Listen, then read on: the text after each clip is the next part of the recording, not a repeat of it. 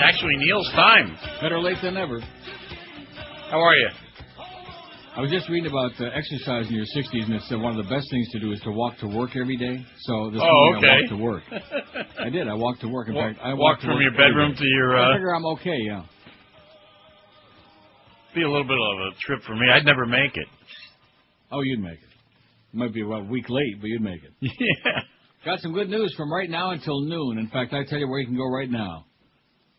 You got plenty of time. You could probably walk there. I don't know where there's a Starbucks anywhere near the station, but there's going to be one, I think, up the street. Well, that's not going to be in time. This morning, at more than 7,500 Starbucks around the country between now and noon, in a promotion dubbed the National Coffee Break, the Starbucks is offering customers a complimentary cup of freshly brewed coffee.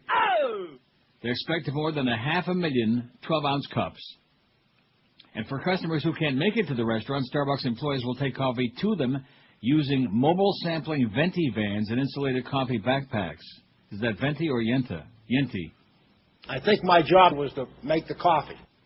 I don't care who you are, you fairy. The promotion comes a week after McDonald's rolled out its new high-end coffee. So I guess this is to counter McDonald's. Did we talk about, I don't know if I mentioned it on the air, but they had that taste test thing on CNN, coffee last week? No. And Burger King won. Almost everybody on the panel and the people they interviewed, they were like a blind taste test. They had McDonald's. They didn't have Starbucks. They had McDonald's, Dunkin' Donuts, and Burger King. And Burger King won. We want to enter Howie's. Oh, okay. Because the price is right? San Antonio bid on hold, writes Barry Jackass. Yeah, hold it. Mentioned that earlier. Hold it, Barry. It's like I've been telling you guys that San Antonio doesn't measure up. Not big enough. Yeah, same with Barry. For sure. That's what Mommy said. And then, of course, we got that Panthers situation with that $5 walk-up thing. I'm still not real happy about that, and I bet you there are a lot of other people really miffed, because with me it makes no difference. If I was going to go, if I were there, I would got my parking passes anyway. How about the state and what they want to do to the pari-mutuels on slots? What is that? No ATMs. Owners would not be allowed to give freebies to entice gamblers. Right. Poker. They have to take out the poker. You can't bring more than $10. But other than that, it's going to be great. Yeah. Yeah. Have to take out the poker tables. What a joke. Just one more good reason to stay away from Florida, boys and girls. It's a joke. Everything that anybody tries to do, they like deep six it before they even get off the ground. Should have a countdown. How many days it is till this governor is gone? Why, you think the replacement's going to be any better? Can't be any worse. I mean, if we get that Charlie Christ, you fairy. Oh, brother. He's not going to get in. He's going to have some personal issues that are going to come to the forefront before that election. He hasn't got a Chinaman's chance in the North Pole. I think he'll wind up with the nomination. Wouldn't that be something, though, if we got a governor named Christ? I think it'd be perfect for Florida, the way things are going. I know Charlie. Do you? Yep. Well, I'm happy for you. You know everybody. Used to work in baseball. Charlie Christ? Charlie Crist, yes. They didn't let him in the locker room, did they? No. No, I'm sure I know why. He was he worked in the, he was an attorney, and he worked for the minor league office, was in St. Petersburg. I think minor league is perfect for him. I think that's exactly it. Yeah, this fat-ass governor who remains wildly popular because he's done so many wonderful things. I just don't get it, but I've given up trying, you know. It's like certain things in that place. I've just given up trying. Just the sun is shining here. It's a beautiful sunny day. It's the plus territory and the temperature, and what's not to like. 2 o'clock, I'll be racing out that door. And then, of course, tomorrow we got Marlins baseball. Oh, God, do I love those Marlins.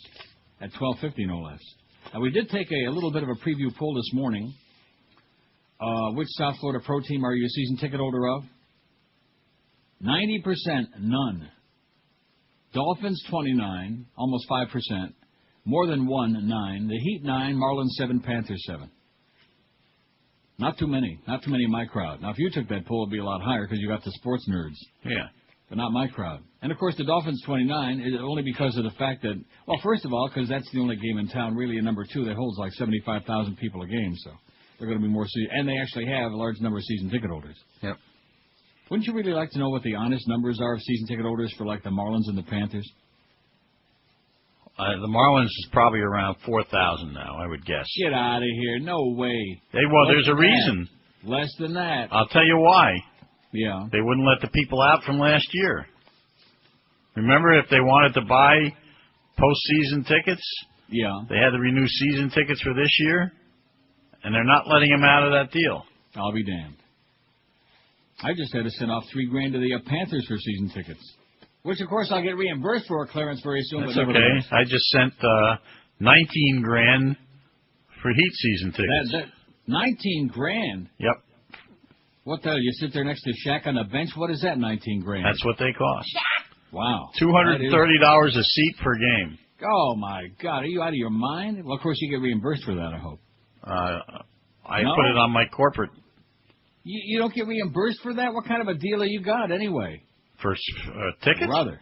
In fact, I should stick that in, or Heat tickets. Although we don't have the yeah. Heat. Good luck. We don't have the Heat. No, that's part of my deal. Dolphin tickets, which we don't have the team anymore, but I get reimbursed. And then Marlins and the Panthers. Now, I had season tickets for the Dolphins. I have 4 season tickets for them. And I have, You got your kind of cash, you know, when you're winning thousands and thousands and thousands, plunging your guts out, when you're running that scam with the cards, the hoops cards, you know. By the way, meet Hank out in the parking lot. He'll send you a few of them hoops cards. Oh, yeah. And then I used to have 2 Marlins season tickets. I had a half a package. Yeah, Clarence asked me this morning if I have a card for the college hoops. I says, I don't believe in gambling. It's against my religion. So you'll be at the slots. That's not gambling. No, that's a sure thing. Yeah. Sure loss. So they're not going to let you have an ATM there. You know, first of all, let me say this to you. They already have ATMs at all the pari-mutuels. Well, they're not going to have them around the... Well, but they'll still be in the they can't make them take those out. That's just ridiculous. There's no way. You know what? At Gulfstream, there are no ATM machines on the 3rd floor. None. Yeah. And so what does that mean? And I think there's only 2 in the whole place. Well, that's good. That means the old cockers probably can't walk far enough to get to them. Yeah. That means the living and breathing people can get there, and those are the ones that need the money back. The old AKs that are standing there hunched over the window. I'll have the 2 over the 4, 5, 6. Wait a minute, I don't think so. It is now post time. I'll have, now wait a minute, give me a quinella. We don't have quinella. Well, give me a exacta. I have never seen a place like that in my life, man. It's like God's waiting room, Gulfstream. No more. Death plus 10. What do you mean no more? They've priced them out. Well, what is it? So who they got left? They don't have a lot of those. Okay. They have I would say, a consortium of typical South Florida residents who are not elderly. Yeah. So it's the usual. Is that what you're trying to say? The usual mix. Riffraff, yeah. From the upper crust like you to the lower crust like Lester Greenshirt, that crowd. Yeah. But, you know that's why the track is so wonderful no matter where you go. You can go to the clubhouse, there's people dressed up in suits and fancy dresses and, just the higher crust of society. And then, of course, you go down by the rail and you see the people kicking. Like I remember Defoe used to do that, kicking tickets over looking for somebody who had thrown away a winning ticket. He was a stooper? Yeah, he was a stooper. They'll come no more stooper than him. That's what I heard. By the way, Defoe, well, we don't want you. Joe Bell's unimpressed with your cornball humor. Well, listen, have a great day. What is it? It's you got the college hoops to keep you going for a while. Yep. And you have a good day, too. I got today and tomorrow to lose my ass. Don't lose too much. No, I'm not going to lose any. I'm on a streak now. Yeah, me too. I know where the good machines are now, man. I think I finally am catching on to some things. I don't want to get too carried away. Not saying there's a science to it, but I think if you are observant, and actually in this particular case, if you go more as opposed to less, I think you got a better chance if you're observant and you pay attention. Well, have a good day, whatever you're doing. If you know where the good machines are. Okay. All right. Hasta mañana. And you.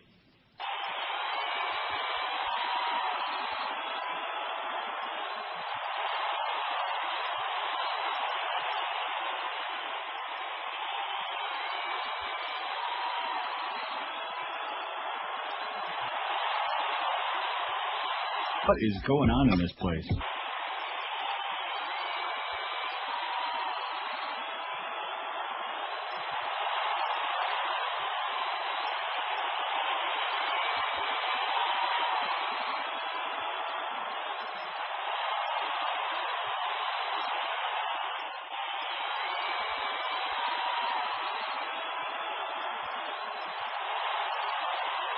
Son of a bitch! What kind of sick weirdo is he? Dubai Ports World, headquartered in the United Arab Emirates, in the Middle East.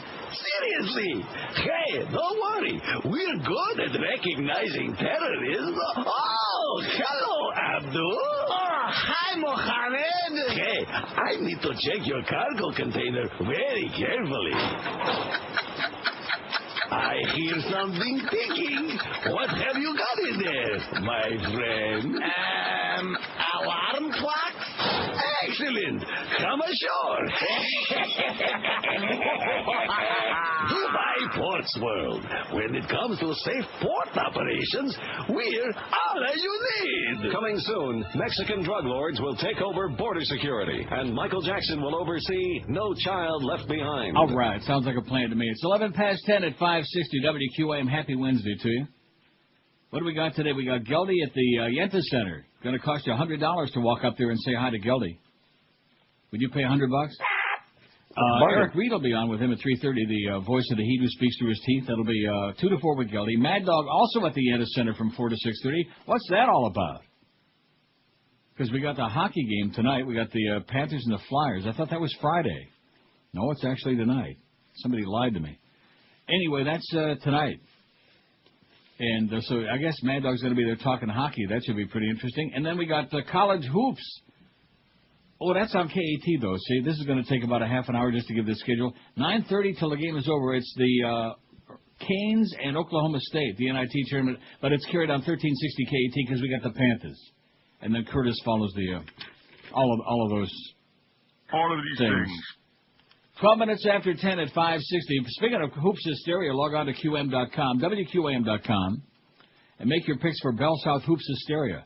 Picks are made round by round. So start making your first round selections right now. The user with the most points at the end of the tournament wins the grand prize of $1,000. What does that mean, the user? Shouldn't say like the plunger? Okay. The degenerate? That's the right. Gambler? I mean, the user with the most points. What kind of that? The user? Don't you feel a little bit used? All the time. By the way, Miguel, we're sick and tired of getting used, so get lost. 10:13 at QAM with Lesbian. Well, congratulations. Get a life.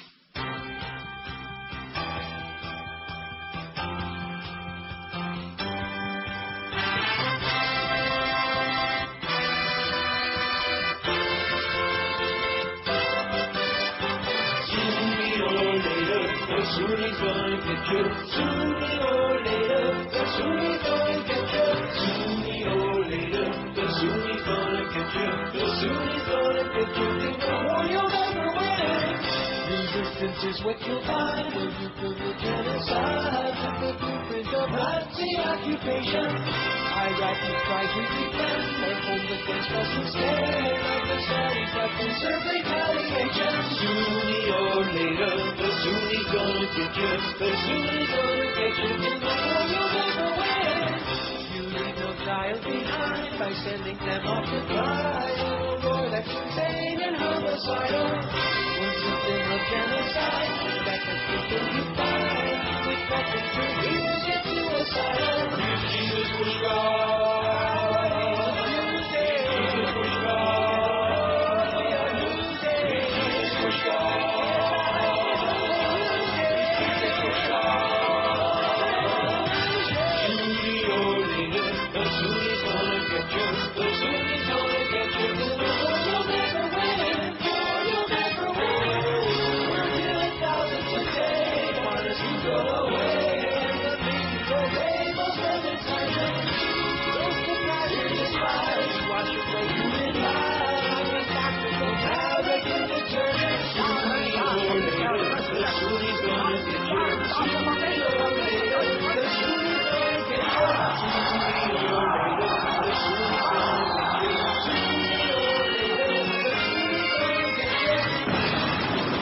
10:18 at 560 WQM. Somebody for the second poll, the 85th poll that we got for today.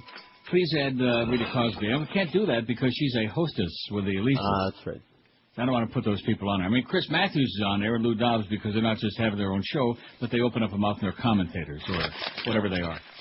Because then we have to put like Bill O'Reilly and Rush and this one and that one. I don't want to do that. But anyway, we'll get to that. Radio news, very exciting. Now, Clear Channel, South Florida, RVPP and Y100 Miami OMPD. Rob Roberts exits the company after a 10-year run. A search for his replacement begins immediately, according to Clear Channel. Ready for that? That's according to a Clear Channel RVP, Mike Crusham. If you can't beat him, crush him. That's what Cheap Channel says, and they suck. God, are they bad. They're the people that are helping destroy the radio industry, and boy, they're doing a fabulous job. Nice going there. That's why David Ross probably got forced out. Oh, well, he's moved on to... Yeah, he moved on just like Greg Reed moved on, okay? All this bullcrap. Just like Don Shula moved on. How come nobody can ever say, oh, this one got fired, you know? This one got canned.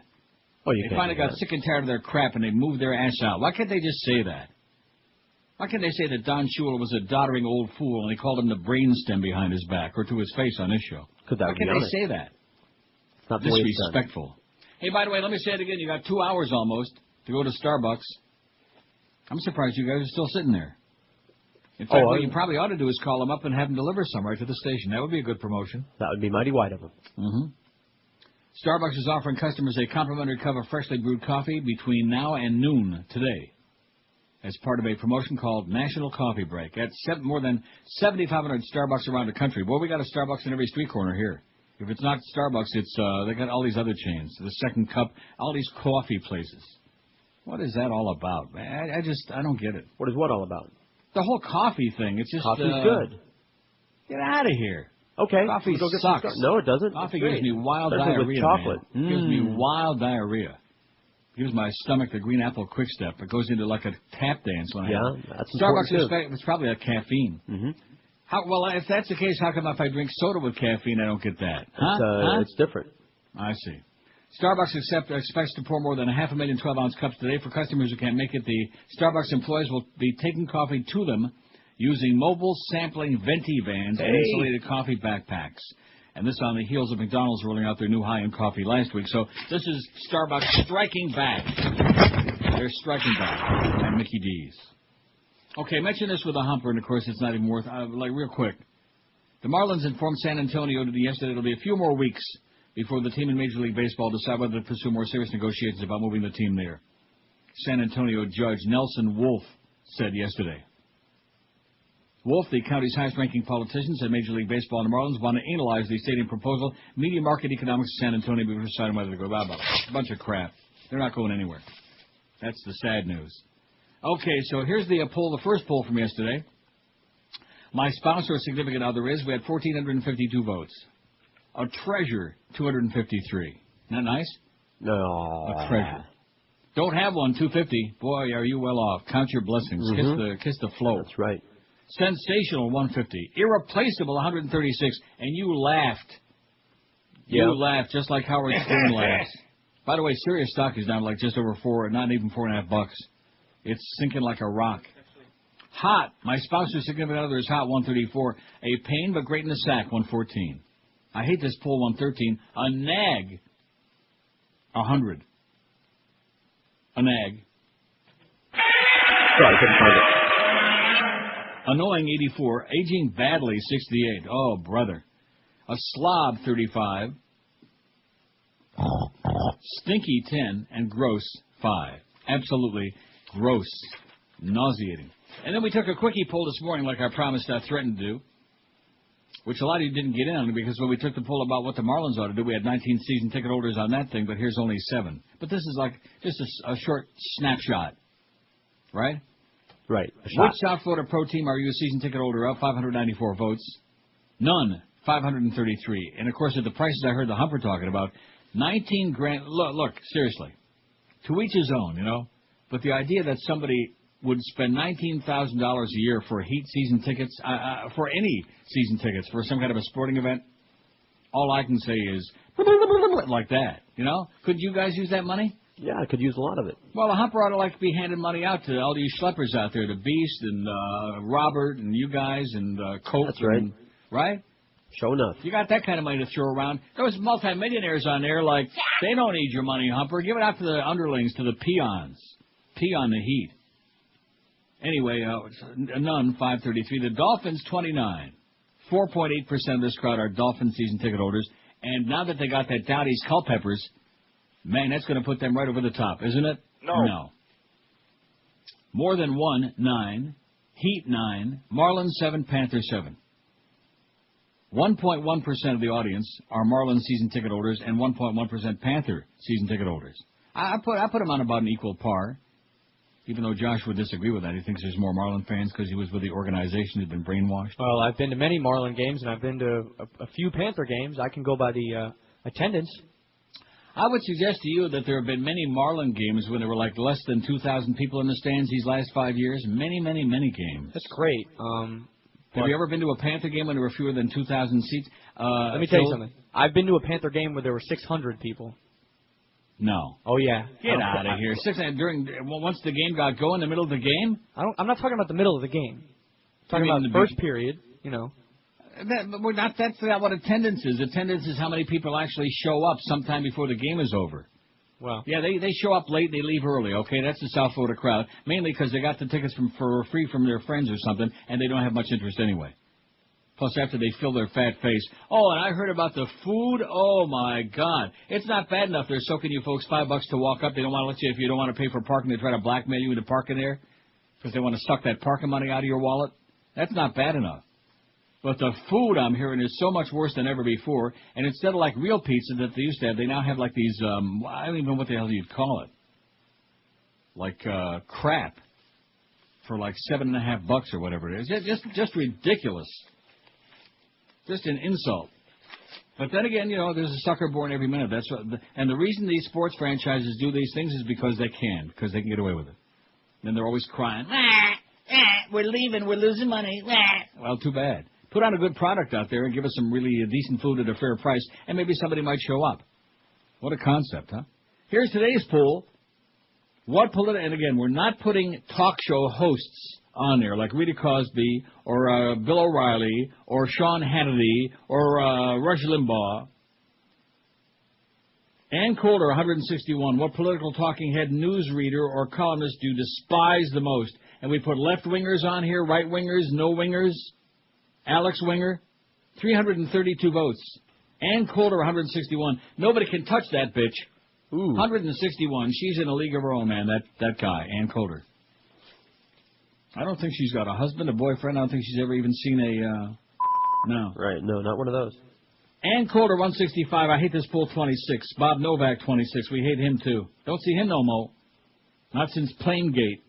Not since he got all bent out of shape on the ear and went storming off. Pat Buchanan, 24. I don't know any 14. Like I said. That's the hurricane crowd. I don't know. Who are these people? Yeah. I understand. He went to UM. Tucker Carlson, 13. James Carville, 12. Mary Madeline, 10. George Stepp on top of us, 9. Chris Matthews, 9. Who's not only a host, but he's all over the place. And he's full of crap. He's inside of John McCain's body. Wolf Blitzkrieg, 7. A Nazi. Soledad O'Brien, 6. Tim Russert, 5. George Will, 4. Maureen Dowd, 3. Fred Barnes, 2. Paul Krugman, 2. Thomas Friedman, 2. Oi. Jack Cafferty, 1. Kira Phillips, 1. That's my vote. David Broder, 1. None for David Brooks, Baby Cannon, or Lou Dobbs. Out of the first 342 votes. A lot of room for a lot of hate there. 27. That's the South Florida specialty. We hate all of those people. We hate you, we hate George, and we really hate Josh. We don't know why. We just do. By association. Right. No, just because they can. Hey, you all know the name Dry Concepts. You won't hate them. In fact, you'll love them, even in South Florida. They were in my house on Monday this week and made those carpets look just like brand new, is what I'm told. Because they always do it. I've been using them for over 21 years. So before you go out and spend thousands of dollars to replace your carpeting, call Dry Concepts. Let them bring any carpets, even the most hopeless-looking ones, back to life. They leave your carpets vibrant in color, soft to the touch, and completely stain-free. Dry Concepts is the only company that I will ever use, the only one you ought to be trusting, too. I'm sure you already know about it, but just in case you haven't been listening carefully, Dry Concepts also specialize in drapery cleaning, upholstery cleaning, deep cleaning of your expensive leather furniture, and lots more. Without a doubt, one of the best things you can do for those Oriental or area rugs is to use a quality underlayment. And also for your magic flying carpets, too. It's essential for extending the life and beauty of those area rugs. It provides critical cushioning and prevents skidding on hard floors. And during the month of March, call Dry Concepts and get you 15% in savings on all underlayment padding. Dry Concepts, always professional, always on time, always a written guaranteed price up front. No scams, no games, no rip-offs. Carpet cleaning, water damage restoration, pet odor treatments, mattress cleaning, and much more. Call the best, trust the best, Dry Concepts in Dade, Broward, to the Palm Beaches. It's a toll-free call, 1-800-248-5071. That's 1-800-248-5071, or on the Wicked Web. You can check them out at dryconcepts.com. This is Neil Rogers. This is 560 QAM. The further review, Buffalo still sucks. Oh! They say that everyone is Irish on St. Patty's Day, and some of those same folks even have an Irish name. But there's one man in particular who really is quite vile. Don't let his last name fool you, folks. He's not from the Emerald Isle. No, R. Kelly, he ain't Irish. He don't like wearing green. He'll only go out with a lass who's under age 15. R. Kelly, he ain't Irish. He's just a slimy punk. And Irish eyes ain't smiling when they're listening to funk. No, R. Kelly, he ain't Irish. In case you didn't know, that's 'cause real Irishmen don't call each other bro. No, that's 'cause real Irishmen don't call each other bro. 10:33 at 560. Happy St. Patty's Day. That's coming up on Friday, ain't it? Right. I see the Brits just arrested 5 demonstrators for protesting against them stinking cartoons. You know, enough already with the stupid cartoons. Enough with the crap. Get a life and get a sense of humor and cut the crap. It's kind of like the Isaac Hayes theory, you know? It's the same, exactly same philosophy. It's okay if you make fun of anybody else's religion, but once you start satirizing or making fun of mine, then I'm going to kill you. I'm going to kill you. Right. Isaac Hayes, give that bastard the shaft, man. Tell South Park, well, he's not going to participate anymore. Well, guess what? We'll pack you a salami sandwich on the way out the studio. Get lost. Take a hike. Hop on the old shaft. Get James Earl Jones to do that voice. There you go. Got a hell of a lot better voice than Isaac Hayes anyway. He'd probably work cheaper, too. He's desperate. Impressive. Right. Who the hell needs Isaac Hayes? Well, you know, the Scientologists, you're making fun of it. Yeah, I mean, it's just, on the face of it, it's so insulting. It's so annoying. And it's the same thing with this cartoon thing. As a matter of fact, I got a story in my pile here. I'm going to, like, rearrange. I'm reaching in the shuffling. I'm shuffling it. Of course, when you get to be my age, you shuffle a lot. Where the hell is it? Oh, yeah, here it is. 200 submit Holocaust cartoons. See, this is funny. Make fun of Mohammed and we're going to kill you, but it's okay to have Holocaust cartoons. Tehran. An Iranian newspaper's contest for Holocaust-related cartoons has drawn entries. See, it's like a peeing contest. Right. You know, who can be the most insensitive? Mm-hmm. Who can get the other one most riled up? And, of course, that's what religion does best.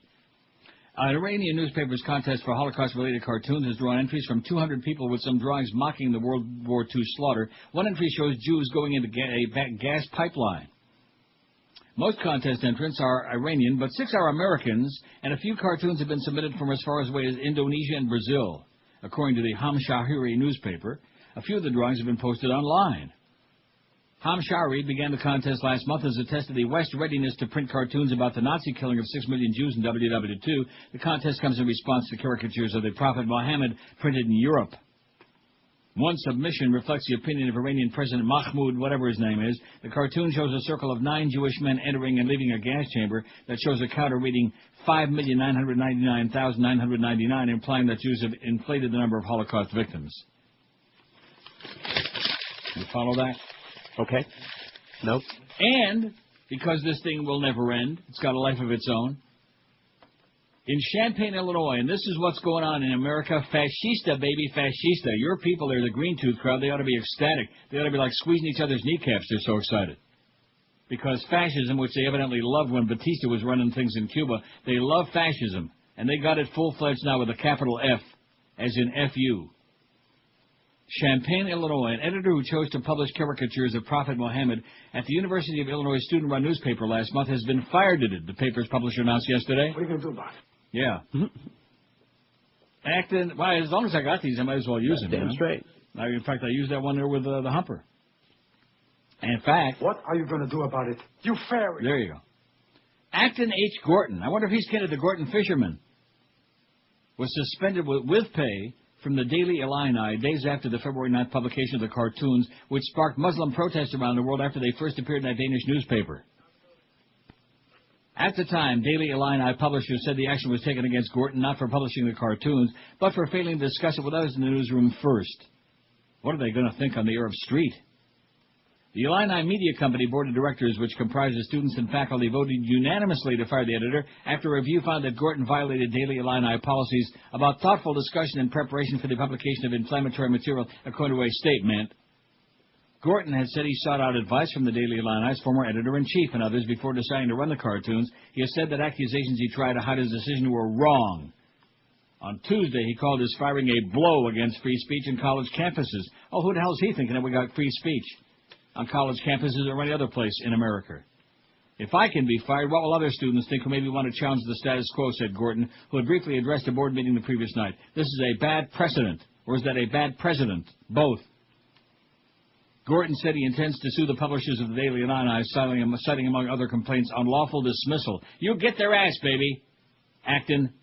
I think he's acting properly. Board member Adam Jung said he's confident the company's acted properly on the issue. The paper's opinions page editor, Chuck Prochaska, was also suspended for his role in the publishing of the cartoons. He declined to be reinstated, the board said. He said, your mama. Prochaska said he and Gorton moved quickly to publish the cartoons because they were newsworthy. We had a news story on our hands with violence erupting about imagery, but you can't show it because of a taboo. Because of a taboo that's not a Western taboo, but a Muslim taboo. He said, that's a blow to journalism, he said, and he happens to be... Absolutely correct, sir. University of Illinois, my ass. Screw the Illini. That's what I say. To hell with them. Your mama. Right? Right. Who the hell wants to go to Champaign, Illinois, anyway? You ever been there? Champaign-Urbana. What's that? No. Champaign-Urbana. And what the hell was your president doing in Canandaigua, New York yesterday? When I saw that in the news, I just about... Oh, my God, I was laughing my ass off. He was hugging the autistic kid that made all those baskets. I saw that, the basketball kid. I saw that. That's it. Just another photo op. Don't you understand? That's right. Capitalizing on this poor autistic kid that had the big basketball game. That's a big hero now in Buffalo. Everybody likes him, so I'm going to get my picture taken with him. Where was he, in Buffalo? I think it was. Rochester. Rochester. It was Rochester? Yes, it was. I'll be there. Well, that's why they had it on the Buffalo News last week. They made a big simus about it. Well, there you go. First he goes to Rochester and pollutes my old hometown there. It probably was at Strong Memorial Hospital, peeing on the spot where I was born. And then he goes to Canandaigua, New York, where I lived for many years, going to high school there. He probably went to Canandaigua Academy and did a number there, too. Probably a number 1, 2, and a 3, your president. Nobody told him, though, it's not the same high school. That they changed to a different building. Too bad. You missed. You missed the spot. God. George Bush in Canandaigua, New York. What a match. What a perfect match. Brother, you know why he likes it there? I give up. No dark folks and almost no Jews. All goyim, all farmers, man. That's why he liked Canandaigua. I see. I'm telling you right now. How many Jews in that town? About 30, man. Only about 10,000 people there. In fact, when I left there, when I graduated high school, the population was 10,000. Do a Google. Well, you can't Google it because you can't spell it. I'll Google it during the break. Okay. And I'll bet you anything. I'll bet you dimes to donuts. I'll bet you a free cup of coffee at Starbucks that the population still ain't more than 12,000. All right. All goyim. All white farmer-type goyim. Good-looking ones, though, man. Oh, I'm going back to high school. 10:40, 20 before 11. Boy, I tell you one thing. People think it's a trite cliche if you had to do it over again. Wow. Oh, did we all make a lot of mistakes and a lot of missed opportunities, you know what I'm saying? Oh, yeah. See, now, Josh there, he's still young enough. He's, you don't have to worry about that. But in your and my case, I'm sure you're Mm-hmm. a lot of... Sure. A lot of great opportunities slipped right through our hands. But that's the way it goes in life, you know? Wow. 20 before 11 at QAM. Beach, log on to WQAM.com. Make your picks for Bell South's Hoop Hysteria. Picks are made round by round. We ought to hear Perry Como. We'll find a wheel and it goes... Oh, come on. You can do it. Picks are made round by round, so start making your first-round selection right now. User with the most points at the end of the tournament wins a grand prize of $1,000 in cash. The user, the plunger, the degenerate. Find a wheel. Come on. No, got it? Yeah? I don't hear it. Sorry, I can't find it. Oh. Oh. You always find that one. Even when I don't want it, you're playing it. By the way, speaking of the good things that are happening in Iraq. I was in the wrong index. Oh, you got it? Find a wheel. Come on, Perry, take a deep breath. There it is. Here we go. I knew you could do it. Find a wheel and it goes. Of course, I can find it when you don't want it, see, just not when you do. Oh. And the song, too. A U.S.-led raid on a suspected site of terror network Al-Qaeda in Iraq killed 11 civilians, including 5 children, according to Iraqi police, but the U.S. military, which lies like crazy, said the death toll from the strike north of Balad was only 4. Solamente 4, but they lie. In addition to the children, the youngest of whom was 6 months old, the dead included 4 women and 2 men, police said. A U.S. military spokesman said a suspected insurgent, 2 women and a child were killed. 6 months old. A man suspected of being a foreign fighter facilitator, whatever that means, was taken into a foreign fighter facilitator was taken into coalition custody as being questioned. Police Captain Laith Mohammed told the Associated Press that U.S. warplanes and armor were involved in the strike, which he says flattened the house and killed 11 people inside. An AP reporter at the scene said the roof of the house collapsed, 3 cars were destroyed, and 2 cows were killed. 2 cows? Don't have a cow over it. AP, I wonder if they had mad cow. AP photographs show the bodies of 2 men, 5 children, and 4 others covered bodies arrived at a hospital in Tikrit accompanied by grieving relatives. So let's see, 2, 5, and 4 is 11. So the Iraqi police were telling the truth because this is AP, which I think we can trust them. And the U.S. military, once again, like they did in Vietnam, like they always do, they lie a lot. And what's up with that Pat Tillman's buddy, with his boyfriend, that wants to follow in his footsteps and is just went schlepping over to Iraq? Did you see that, Josh? I did, yes. His real good-looking buddy there, high school buddy. If you say so. Football buddy, yeah. I got to tell you a little story. I'm so glad this happened. It just fell into this like falling into a bucket of cow manure.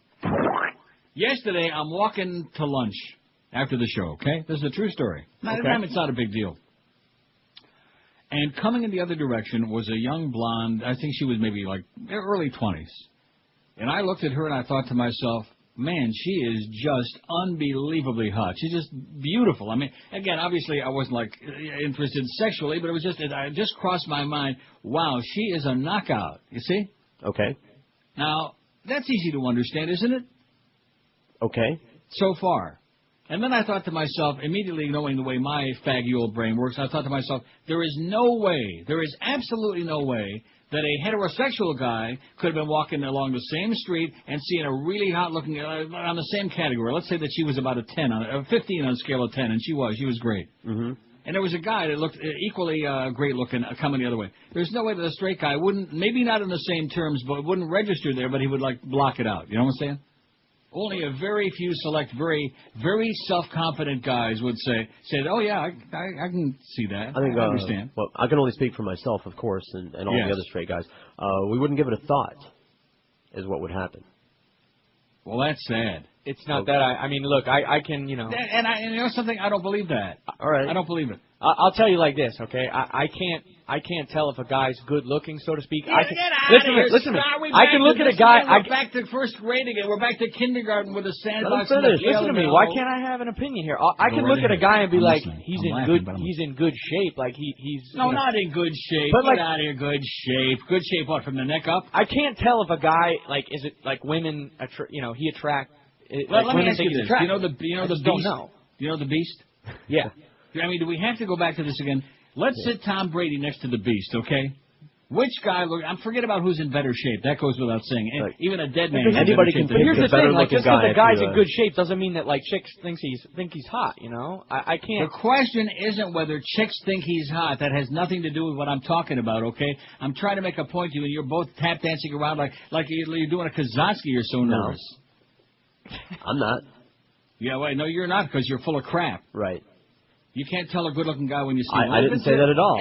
The point is, I was just, she was just shockingly beautiful. Okay. And I thought to myself, oh, my God, how can you not recognize beauty when you see it, okay? And Josh there was like, but a good shape my ass, okay? I doubt it. Well, you're right. Oh, there's Kendall Coffee again, speaking of Starbucks, whoring the airwaves. I'm not having this conversation with you anymore, Josh, because you're like, you need deprogramming, okay? Listen, I'm sorry that that's how it works with me. No, it doesn't. No, you just got that mental block up there, a little thing in your mind that prevents you. I mean, to talk about, you can see whether a guy's in good shape. I mean, I could look at a guy and be like, yeah, he's in good shape, but I don't know if, women are like, wow, he's really good looking. I'm not talking about women. Forget about women just for this one moment. I know it's not easy. Forget about it for like 10 seconds. That's not that. Did I say to you that when I saw this chick coming down the street that I thought, most straight guys really would think she's a knockout? That wasn't of consequence to me. I was just giving myself my own personal opinion. But I'm saying, if you would have seen her, by the way, you both would have concurred. In fact, you wouldn't have stopped to talk about it. You probably would have both tried to grab her. Jumped her right there. One of the kind of perverts you are. Yes. I wouldn't have blamed you. What's the criteria? I mean, I can look and be like, yeah, okay, he's in good shape, but I don't know. If you say that one more time, I'm going to put a I just don't get.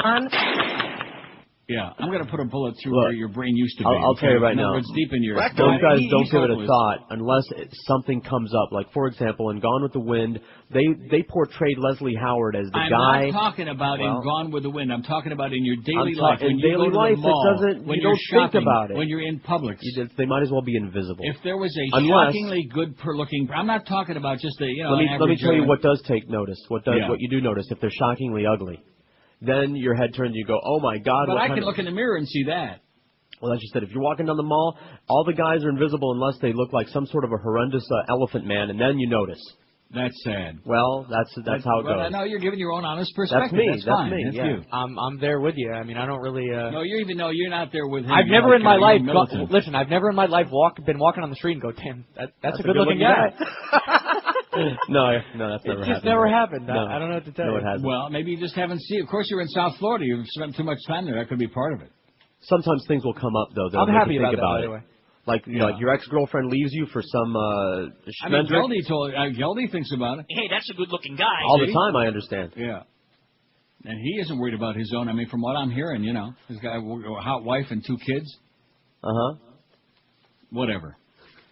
Now, we ought to take a call or two, although we got the Marine Down column in my hand right now. I'd rather hear that, but yeah, let's hear some calls. Wait, I don't want to have to read it fast. We got a break coming, okay? The calls, you know how long they last. You don't want to do her short shrift.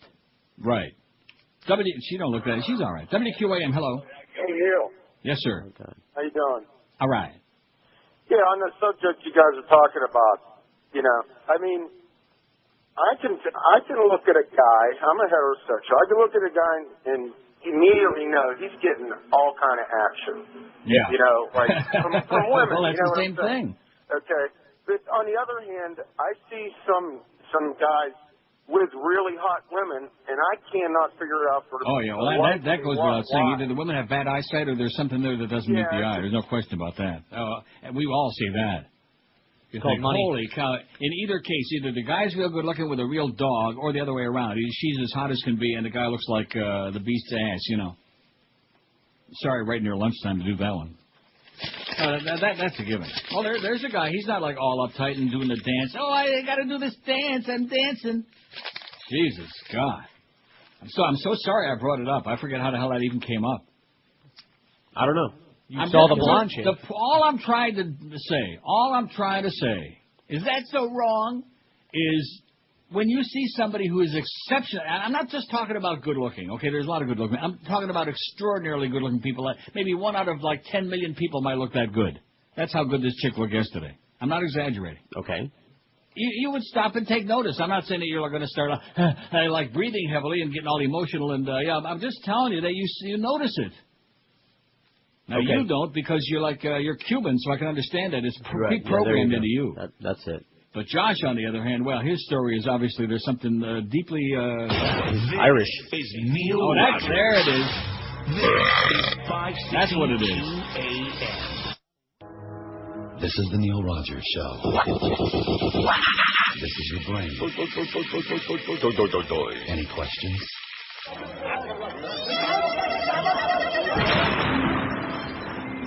When a martyred moment Here are your 72 virgins turns into the right moment, will you be ready?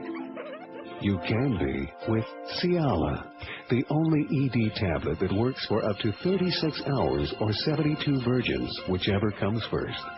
Ciala should be taken prior to detonation. Side effects include muscle aches and being dead. In the event of an erection lasting more than 4 hours, have at it again with the first virgin you deflowered, although at that point, she'll no longer be a virgin. I asked my mullah about Ciala. Shouldn't you? Individual results may vary, and there's a distinct chance you'll go straight to hell for killing innocent people, and that this whole 72 virgin thing is a sham devised to trick you into doing something indescribably evil.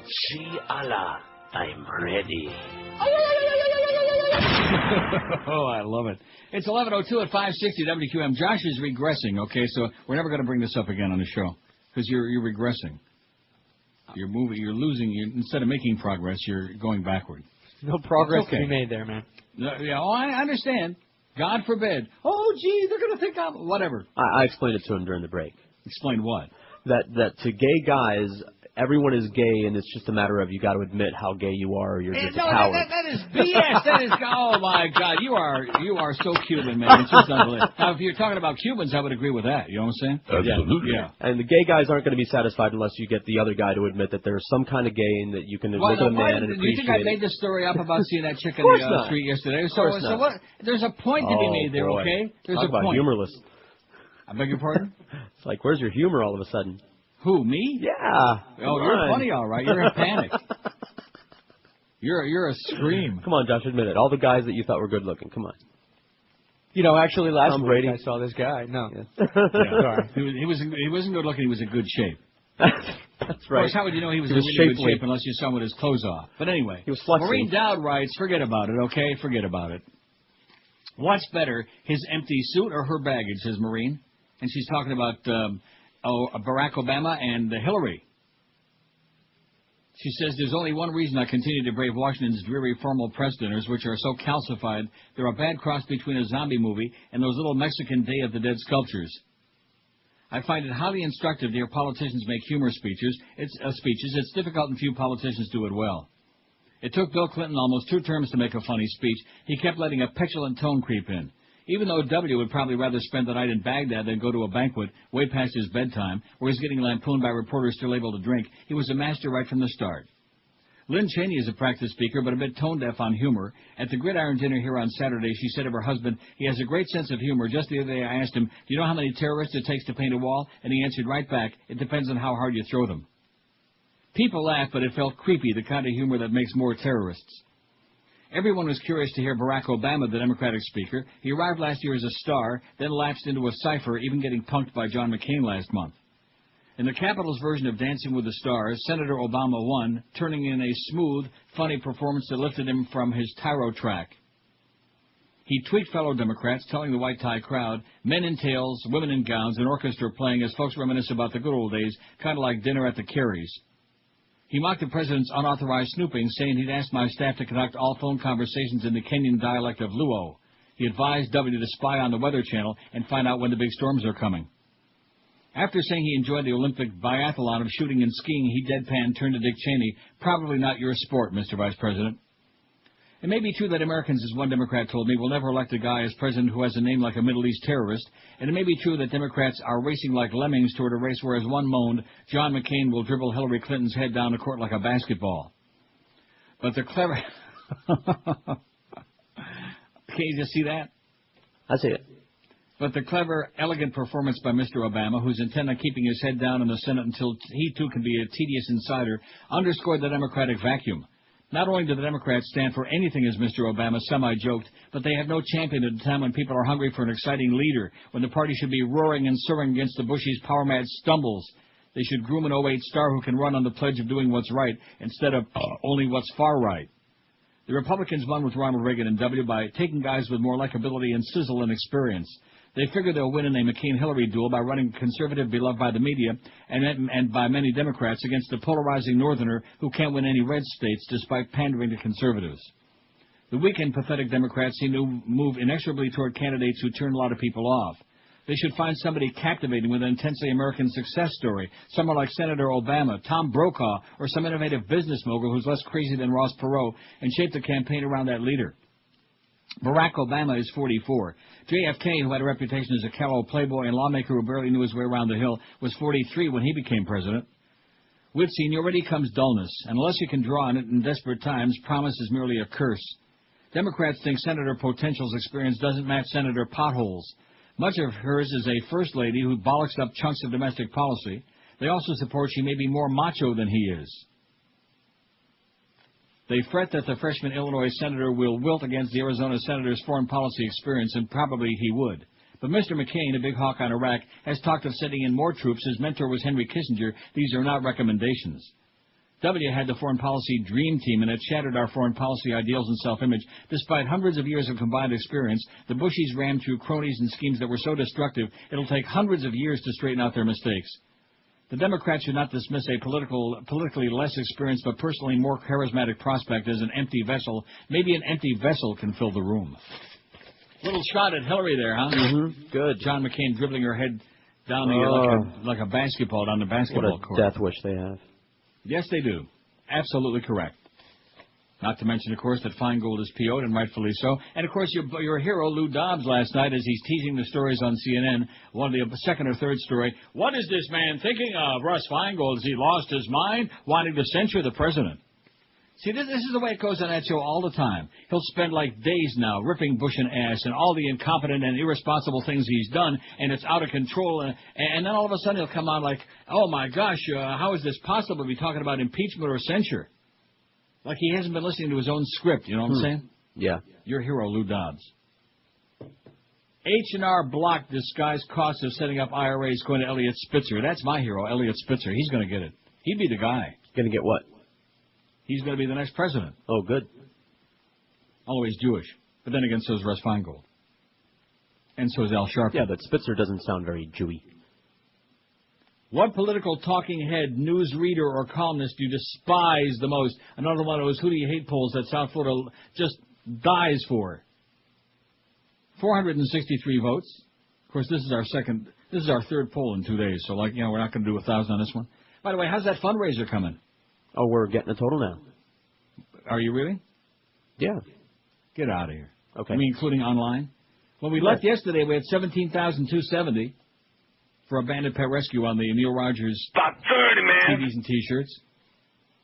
Anyway, getting back to the poll, what political talking head, newsreader, or columnist do you despise the most? Ann Coulter, 214. Nobody even close to that bitch. The only one close to her is Miss Fudge. Joined at the hip. Ooh. Pat Buchanan, 40. I hate this poll, 34. Bob Novak, 33. Tucker Carlson, 21. Nice bow tie. I don't know any, 20. James Carville, 17. Nice haircut. Mary Madeline, 14. How do you like that? His wife is right underneath him. Mm-hmm. Oh, really? Chris Matthews, 13. George Step on top of us, 10. Wolf Blitzkrieg, 9. Hermann Goering Jr. Tim Russert, 7. Although Wolf Blitzkrieg looks like more like the Nazis from Hogan's Heroes. Tim Russert, 7. Pasty Irishman. Soledad O'Brien, 6. You think she's really Irish? That's not her name. Maureen Dowd, 5. But look at a whole bunch of Irish people we got. Fred Barnes, 4. George Will, 4. Paul Krugman, 4. Jack Cafferty, 2. Thomas Friedman, 2. Talk about a lunatic. Kira Phillips, 1. She's only got my vote, and believe me, I'd like to vote 1,000 times. Bitch. David Brooks, 1. David Broder, 1. And Lou Dobbs has 1. Babe Buchanan's got none. That's because they figure that she's just when Pat puts on a dress, that's still Pat, as opposed to being like a separate person. Okay. You know Babe Buchanan? I do. She makes Pat seem like a liberal. WQAM, hello. Neil. Yes, sir. Okay, just the fact that Josh mentioned that he looked at a guy and says, oh, he's in good shape, it tells me that he's looking at his buttocks. Yeah, he's a butt man. Yeah. Right. Okay. I think that's it. Even I never think of it. Even an old queen like me never thinks of it in those terms. He's in good shape. I'm a straight man, and I have no problem saying, hey, that guy's good looking. But I don't look that he's in shape because I'll be looking. Now wait a minute. You sound. Where are your people from? Obviously, you're a Latino guy. Where are you from? Yes, Cuban? I'm from Miami. I'm Cuban. Cuban. Well, and you're a straight guy? Yeah, well, you know. Wait a minute. Let me write this down. Unless I land in a deserted island and there's another other guy with me, then. All right. That was great. That was just. What are you going to do about it, you fairy? That's a nice edit there, too, because that's not what he says in the movie. I understand. We can't say that. I've seen it a few times. In the movie, too. It just cost me $6,000. How much? Oh, I'm slipping. $6,000. Thank you. And one Cadillac. WQAM, hello. Oh, there you go. He chickened out. WQAM, hello. Uncle Neil. Yes, sir. I just want to let you know that George and Josh, that's full of it. Because I'm a married man, and my wife asked me, what do you think about that guy? You think he's good looking or not? That's what I'm saying. Somebody asks you. You can answer. Yeah. You know what I mean? Yeah, George is in denial. He's just got to pretend he doesn't look. In fact, George, if he sees another guy coming, he covers up his eyes. You know, not that he's nervous. It's just that Cuban thing, you know. Right. Just nervous that it may raise to the forefront sometime. Told you, Josh. I want to ask the next caller that agrees with you if they walk past people and say, "Oh, that's a good-looking guy." No. Because that's what you said to me. First of all, no, that's not what I said. You said you walk by and notice the beautiful blonde. I said if that you're going back months now. That's last year's conversation. I said if you encountered a really strikingly good-looking guy and it wouldn't register that, boy, that guy's, even just for a second. In other words, you just would block it out. You wouldn't recognize it. I don't believe you. Wouldn't look at him. You cut me off when I was talking about Gone with the Wind. You wouldn't look at him. Well, you don't take notice. Is what not there. I probably should have looked at that chick yesterday. I thought it was going to make me heterosexual. Man, brother. I think it did. I was getting like a little twinge. You're a closet hetero. I think you got fantasies. You're so full of crap. I think you think about women when you're doing guys. Yeah. 11:13 at QAM. Doing what, guys, huh? Mr. Know-It-All, Mr. Hotshot. You're the one that's always talking. Yeah, sure I am. The Emerald Coast. They got a smorgasbord. Go over there and manja, baby. It's Florida's #1 Asian gourmet buffet is rated by Zagat Restaurant Review. What I tell you, speaking of Asian, about those Chinese, the Canadian guys. See? Now, every Friday through Sunday night, you can enjoy Lobster Fest at the Emerald Coast, featuring Maine lobster served Thermidor style. Every night is Crab Fest, with Alaskan snow crab legs, Dungeness crab, and Jonah stone crabs. The menu still includes fresh oysters on a half shell and a sushi bar with over 30 different items. The Emerald Coast also serves juicy, succulent, delicious New York steaks cooked to order and hand-carved prime rib.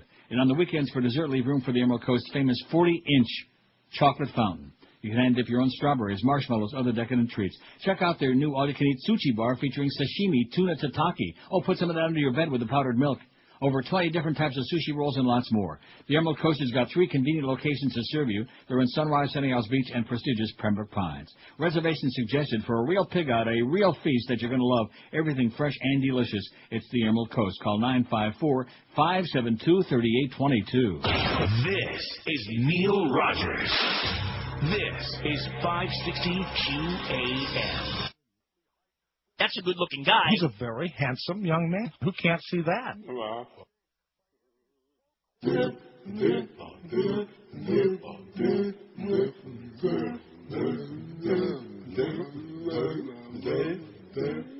I am a Bush supporter. I like his new world order. I know he would not mislead me, lie or try to ever deceive me. I am a Bush supporter.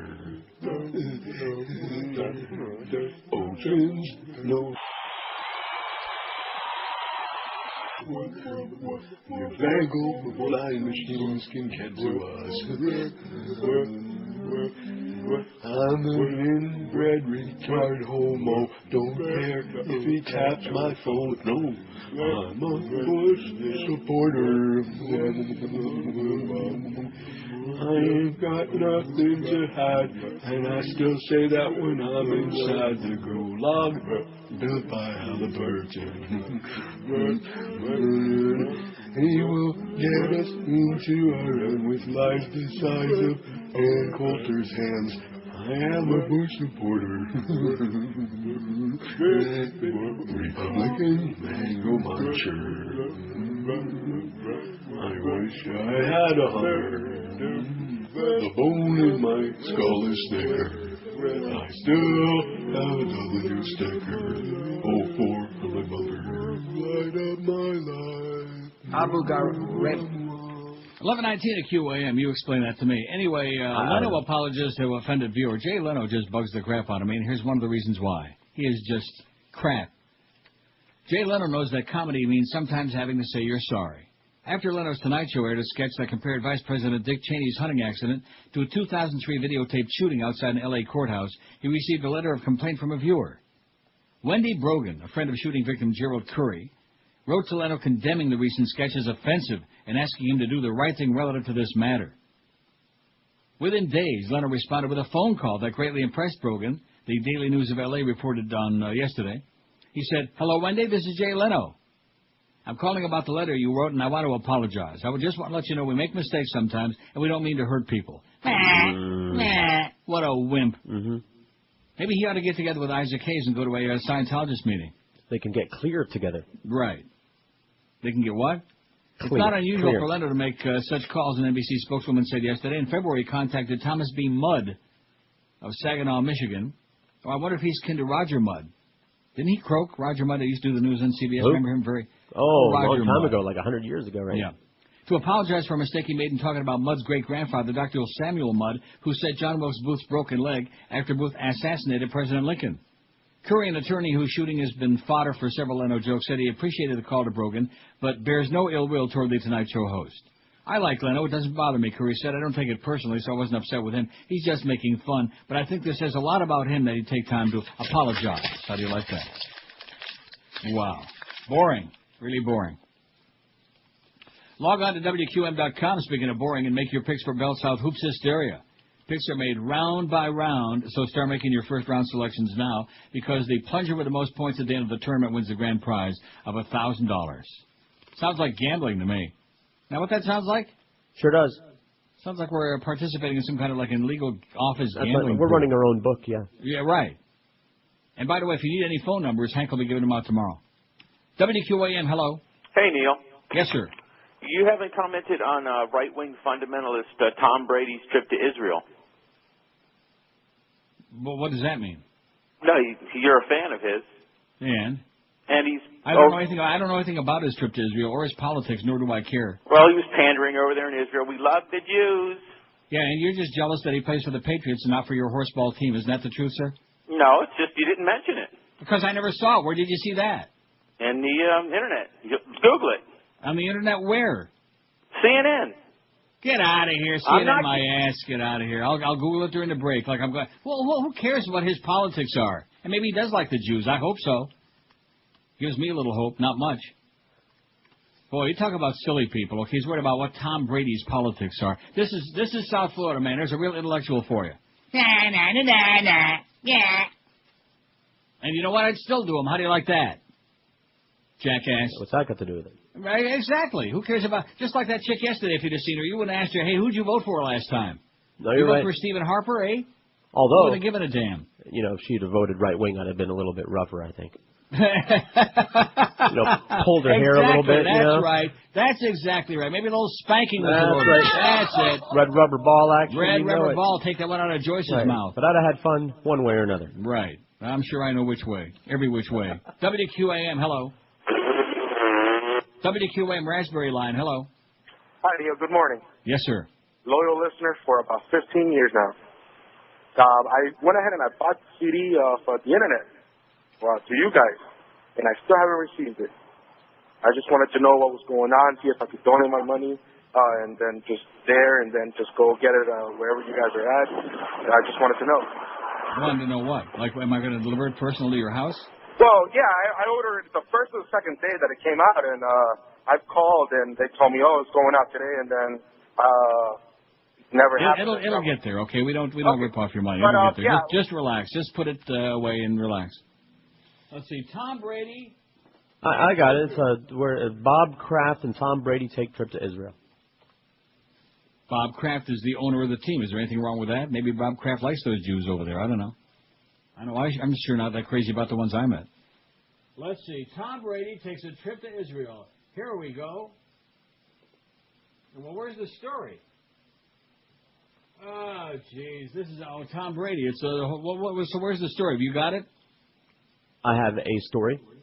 What's currently being written about Tom Brady? Patriots owner Bob Kraft and quarterback Tom Brady were on an 8-day I got trip it. Wait to a minute. Here Israel. we go from CBS 4, Channel 4 in Boston.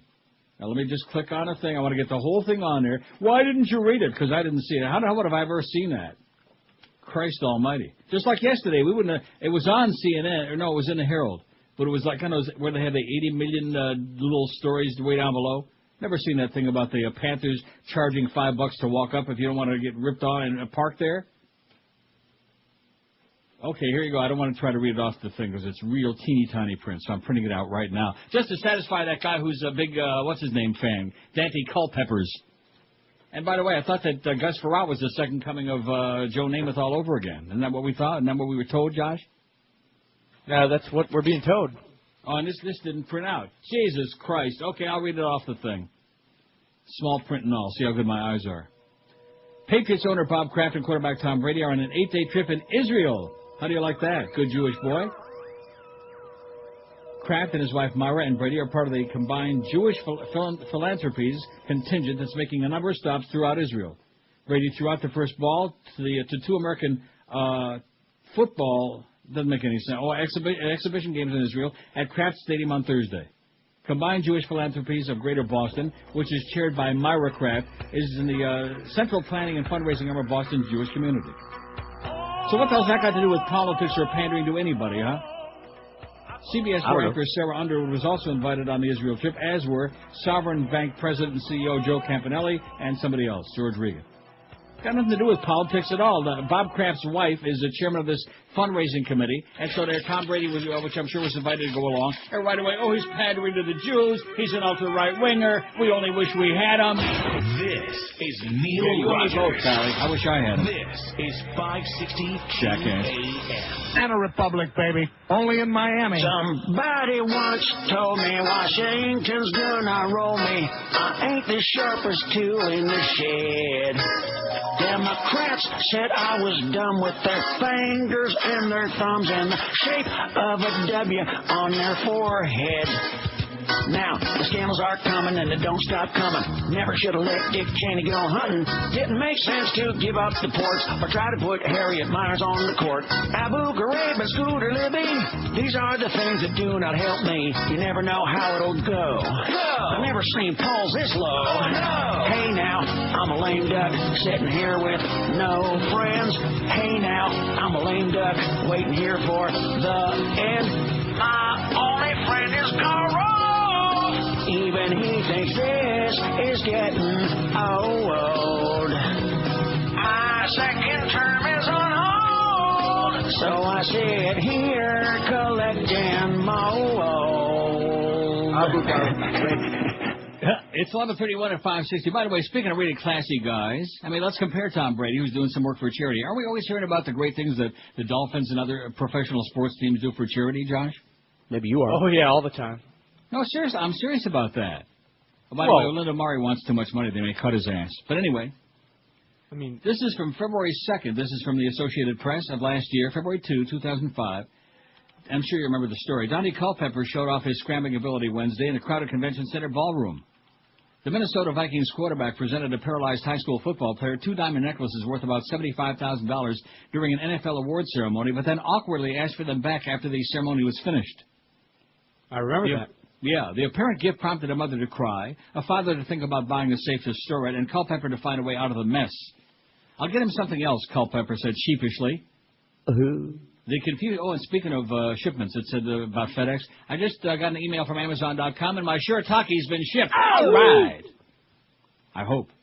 The confusion began at the FedEx Ground and Air Player of the Year honors, where finalists Culpepper, Peyton, Sandy Peyton Manning, Sean Alexander, and Curtis Martin were on stage for the announcement. When the MC opened up the floor for questions, Jerry Townsend spoke up from his wheelchair in the front row. Hey, Donnie, can I get some of that ice, he said in a low voice, referring to the two sparkling necklaces hanging around Culpepper's neck. Culpepper jumped up, pulled them off, and brought them over to Townsend, a senior defensive back at Jacksonville Episcopal High School who was paralyzed from the neck down while making a tackle in October. Townsend spent the last 4 months in various hospitals, was released Wednesday just in time to go to the Super Bowl event. After Culpepper put the necklaces around Townsend's neck, his mother started to cry. His father talked about needing to get a safe for the expensive jewelry. Culpepper, meanwhile, went back to his seat and finished the award ceremony. Manning won the award. Martin won the ground one. After the ceremony was over, Culpepper patiently answered questions, dozens of them, while keeping a close eye on his jewelry across the room. One of the diamond lace necklaces was the number 11 Culpepper's jersey's number, and the other was a large pepper for Culpepper. Where's that kid at? I got to get my stuff back, Culpepper said. Culpepper then walked over to the Townsends, asked them to write down their address so we could send them something else as he took his necklaces back. Culpepper wasn't sure what it would be. How do you like that, huh? It just cost me $6,000. There you go. How much? Oh, no. $6,000 and one Cadillac. Yeah. And two necklaces. So there's the difference between a guy that goes on. I never in my life heard somebody getting knocked for doing something for charity. Right away he's pandering to the Jews because Bob Kraft took him along to Israel. And I guarantee they were real happy to see him over there. I know I sure as hell would be. If I open up my door and there was a knock on the door and Tom Brady was standing there, say, hey, come on in, Tommy, let's sit down and have a couple of cafe lattes. I'll go to Israel if you give me some free homitashen. There you go. Yeah, I hope this guy that called him with this trying to make a big stink about this thing. You know what that reminds me of? I hope he chokes on his stale little triangular homitashen, because for sure he's the kind of guy that's eating those. You know what reminds me of the day I got that fax about, you wouldn't read the story. Remember that? Oh, yeah. And you had never sent me the fax? Right.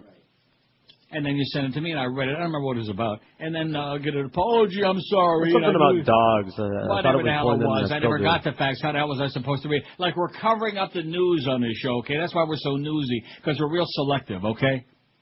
Believe me, if I would have seen the story about Tom Brady, that would have caught my eye, much more than that blonde chick that I saw yesterday. And he's still prettier than she is. 5670560. Pound 560, like he needs to pander to people, right? To get their admiration and whatever. He needs to pander. Oh, Jesus! Some of you people really, and you wonder why America's in the shape that it's in. I can hear it coming across the border. It echoes all the way, reverberates like that. Mm-hmm. Wish we had some reverb to put on it, just like that. God, you can hear it. WQAM, hello. Knucklehead line, WQAM, hello. 0 for 2. WQAM, hello. Candy Culpepper line. Wow. Okay, 0 for 3. Let's see if we can make it a clean sweep. I'm sure we will, because here's the Eddie line. QAM. Ba-boop, ba-boop, ba-boop. All right. See, I know ahead of time who's on. Am I good or what? If I could do as good at the track or on my machines, man, I'd be a billionaire. I'm going to start printing up some of them billion-dollar bills like the guy in California. We got that story. I probably won't get to it. I'm not getting too much of my pile done here today because Josh is too busy, defending his heterosexuality. 5670560. Listen, you don't need to defend, okay? You're getting more action in 1 week than most of these guys are getting in 5 years. So what are you worried about? This is true. Well, so what's the problem? There is no problem here. Who cares what other people think? That you need to divest yourself of that right off the bat. Like, you got to be so careful not to say this and that. Yeah. Who cares? Screw them. It's not what it's about. What is it about? It's just exactly how he said. He doesn't give it a thought. Unless, of course, they have a shapely ass. Yeah. Oh, God. Right. That's what he said about I'm here Duff, to help you, Josh. Even Duff ran out. You fairy. WQAM, hello. Oh, now we're 0 for 5. Let's see if we keep it going. QAM, hello. 6, WQAM, hello. 7, WQAM, hello. I have no comment. 8, WQAM, hello. Freddy. 9. What are you laughing about? We're going for a record here today. WQAM, hello. Here, Uncle Neil. Oh, you chopped us off at 9. Oh, We're going for 10. Yes. Neil, hey, I want to talk to you about a couple of things real quick. In terms of judging other men and how they look, that doesn't make you gay. That's just a judgment. Of course. It was like I seen that blonde chick yesterday who was a knockout. Did that make me straight? Because I thought to myself, man, she's just gorgeous. I don't think so. Whoever thinks that they has issues with their own sexuality, that's what it is. That's if correct. You're secure in your sexuality, you don't care about that. Sir, you walk by a man and say, that's a good-looking guy right there. You don't know what kind of guy this is. No, I don't. You don't just go. Okay, that was the question. Because Neil walked by a woman and said, that's a good-looking woman. That was not the question. The question was, if you saw a really strikingly good person, would you recognize it and think, man, that's a really And he does? You see a good-looking guy and you recognize that? Yeah, if I see a good-looking guy, I'm not going to say it out loud. I might drive by a guy or walk. No, I didn't say it out loud yesterday. Say, holy cow, look at that blonde chick, man. I didn't say it out loud either. But I sure thought it. Other thing is that these are 3 movies you should check out, Neil. These are really good. Melina, it's a foreign film filmed in Italy. Victor Molina, he used to ride a car. I remember him, yes. Melina. The second one is The Pure Gig. It has that guy from The Wedding Crashers, and it's like a sales movie like the one on Glenn Ross. Right. And it just cost me $6,000. Called Cube. It's about people trapped in a maze and trying to get out. What is it called? Cube. C-U-B-E, like a cube. Oh, cube. Cube as in pube. Cube. Right. And as in cube. Right. Cube. The last thing is, why do we treat mass murderers so fairly? The Slobodan Milosevic. Why didn't he just murder that guy? He was a mass maybe murderer. They did. Maybe they figured, why waste all this time? Maybe they just poisoned his kishki or something. And why is Saddam Hussein on trial? Just execute the guy already.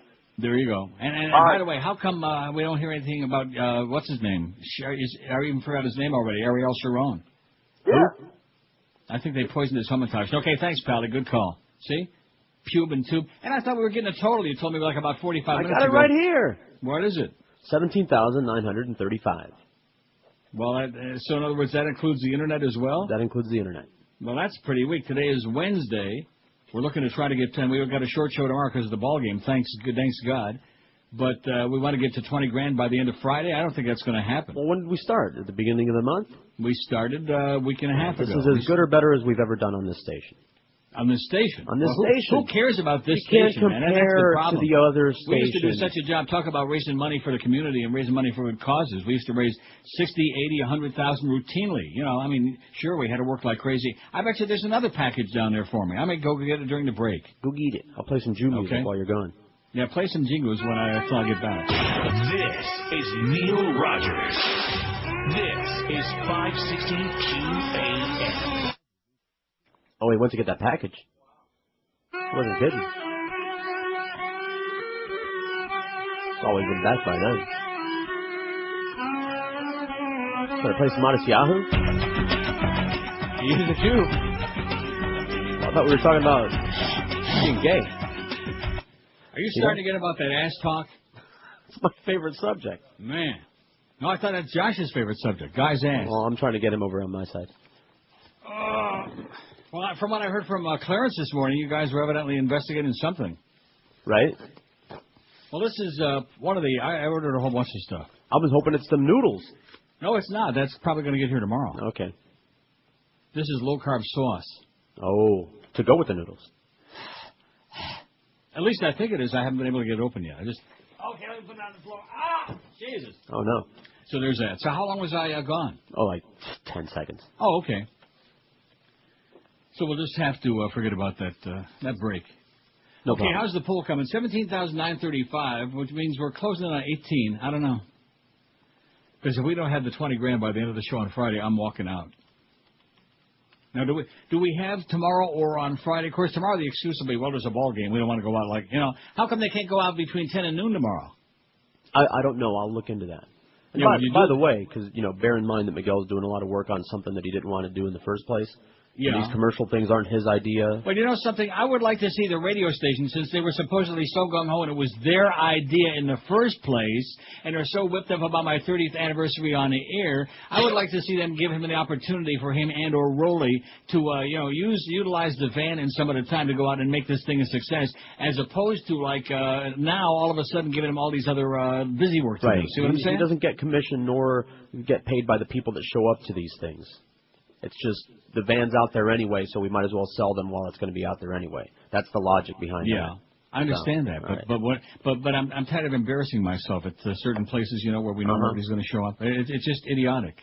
It's counterproductive, as they say at the counter. Okay, how many votes we got on the poll? Okay, but we'll do the best we can. That's all I can tell you. 566 votes on the poll. Look, the fact of the matter is, most of these people don't want to spend the $20. That's all. Most of them are cheap. 30 years in the market. They don't want. They don't want the CD. They don't want the T-shirt. They don't want to be associated with me, with you. Certainly not with Josh. Now he's talking about guys' ass. I mean, the hell with it. What political talking head, newsreader, or columnist do you despise most? Maybe that's what he meant by being in good shape. Maybe if he has a shapely ass. I think he's into pecs. 566. Ann Kohler's got 260. She's got almost half the votes. She's got pecs. Pat Buchanan, 54. Bob Novak, 41. I hate this poll, 39. Tucker Carlson, 24. Cute bow tie, sweetheart. James Carville, 24. I don't know any, 23.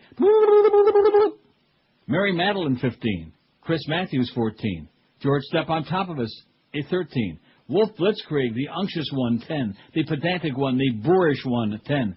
Tim Russert, 9. Maureen Dowd, 8. Shame on you. Soledad O'Brien, 7. Paul Krugman, 6. See, the right-wingers have got their shots in here. Fred Barnes, 4. George Will, 4. Lou Dobbs, 4. Jack Cafferty, 2. Thomas Friedman, 2. Oi. Kira Phillips, still only my vote. David Brooks, 1. David Roeder, 1. And Babe Buchanan. They have no idea who that is. At all. No. Now, what's this thing about Jennifer Wells that they're doing on CNN? Oh, Elizabeth Wells. I'm sorry. Jennifer Wells. I bet you don't even remember Jennifer Wells. Who? Porn actress. Porn old actress? Bag. No, I thought she was a singer. She was an old bag. She was an old bag in the 70s, Jennifer Wells. 5670560. We're talking about guys with a great ass because Josh Cordes is all whipped up into a frenzy. See, I mean, the fact is that when you see, I'm just giving it honest. You guys can gild a little any way you want to protect your image, whatever. When you look at somebody, obviously there are different parts of your brain and of your rectum, whatever, that are affected by it. In other words, if I would have been a straight guy and seen this blonde chick yesterday, I would have thought, wow, and there would have been other little, like that. That's right. Right.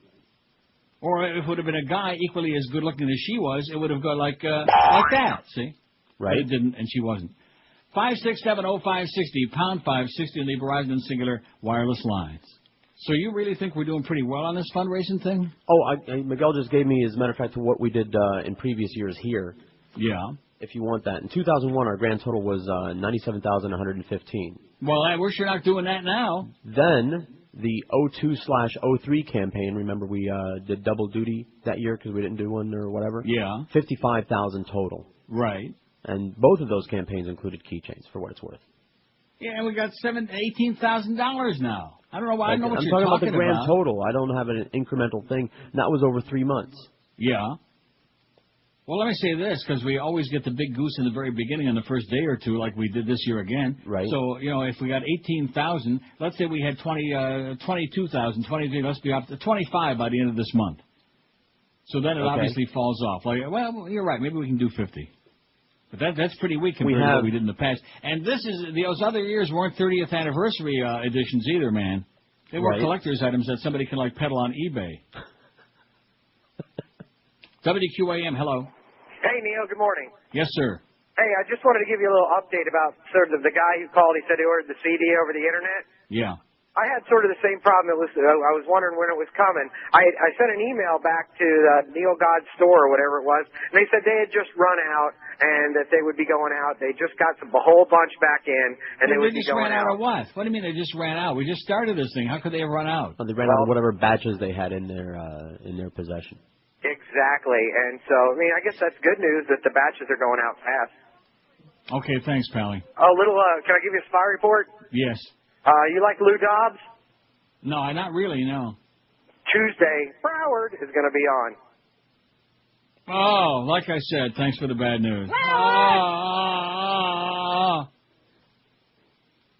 I told you, he made a big impact there for about a week and a half. He was screaming about the Dubai ports and about the illegal aliens and Bush is a flop and blah, blah, blah, blah. And he'll revert back to what he always has been.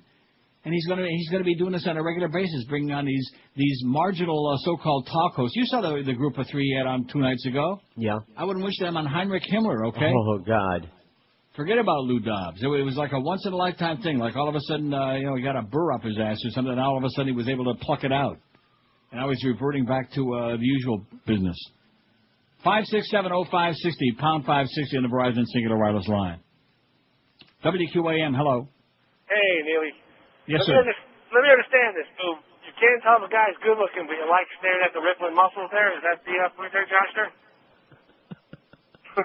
Let's hear it, Josh. He's asking you. I know you use electric. The point is I'm not staring at a guy, sir. No, I think he misunderstood him. He said if he drinks enough Ripple, he can see a good-looking guy. Hey, what am I supposed to do with all this peanut butter without Todd Kelleher around? That's what I want to know. Okay, we'll tell you where to stick it, okay? Rectum. 5670560, pound 560. That's an important question. Pound, and what was going on yesterday? Well, did we figure out what the technical difficulties were there last couple of days? I don't want to have that happen again anymore. Yes, we did. What was it? Someone in the control room happened to turn down your feed. Somebody in the control room, they just can't leave it alone. Been doing shows here 4 freaking years plus, and who did Mo to screw up this show? Somebody in that control room. Do we know who it was? Because I'd like to blow their brains out. No, we don't. Well, let's find out. I think it was Robert Grieper. Yeah, that's who I think it was. Amen. I don't think there's any doubt about it. He wasn't even working then, but I'm sure it was him. The Antichrist. The Jewish Antichrist. Robert Grieper. Self-hating. I give you right now permission to pee on his Hamantashen before we leave today. WQAM, hello. Neil. Yes, sir. How you doing? Good. I was just, are we on the air there? It sounds like us to me, yeah. As far as we're on the air, I don't know, because it's this station. I think so. You never know. So, yeah. Oh. Yeah. Mm-hmm. I forgot what I was... You can do it. Tell you about. No, you can do it. Make something up. Yeah, just make something up out of the left field. Who's that? George in the background there? George is in the background, yeah. That's good. This kills time asking. Josh is over here, too. Josh is admiring his rippled muscle. Oh, he hadn't gained too much weight? 567-0560, pound 560, the Verizon Singular Wireless line. Well, he sounded like he had the finger deep even inside, with help. Somewhere. WQAM, hello. Hello, is this Neil Rogers? Yes. Oh, yes, hi. I'd like to know where I could pick up the CD and give money for the pets, abandoned pet rescue. Do you have a computer? Yes. NeilRogers.com, NeilRogers, NeilRogers.com. It'll show you to click. It's got a big picture of the CD and the T-shirt, and you click on there, go to Neil Rogers store, and you can order it right there. Okay, I just want to tell you, my brother Terry loves you so much, but the police killed him out here in Pembroke Pines, and it's an ongoing thing. I just want to tell you how much I love you and how much he loves you. Okay, thanks, sweetheart. I love you. Thanks. How you like that? That's the guy. Can you believe that? The guy? The guy that the police killed, the hardened drug that guy. Don't you remember? I do.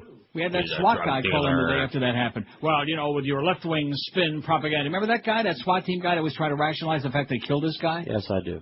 Sorry, sweetheart. Sorry, I know it doesn't accomplish He had a anything, scale. but I mean, yeah. That's America for you, honey.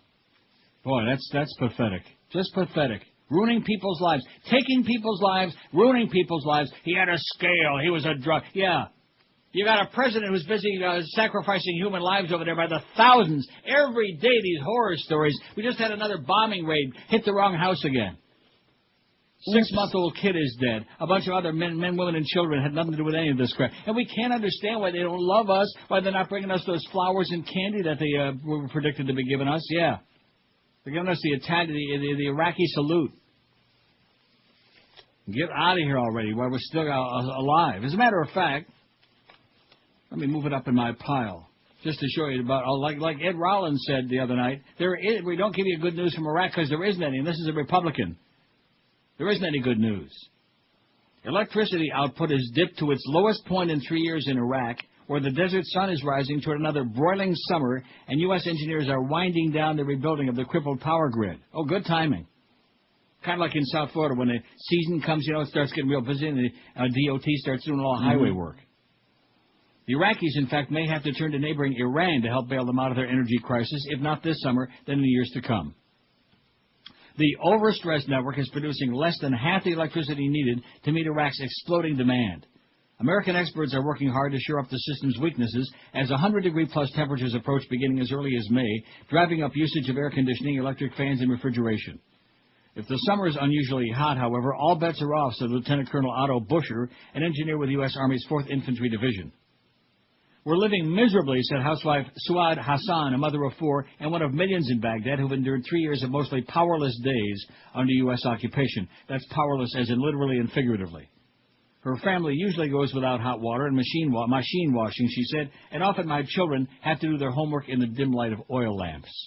Like I said, the Stone Age, almost. Nice going, George Bush.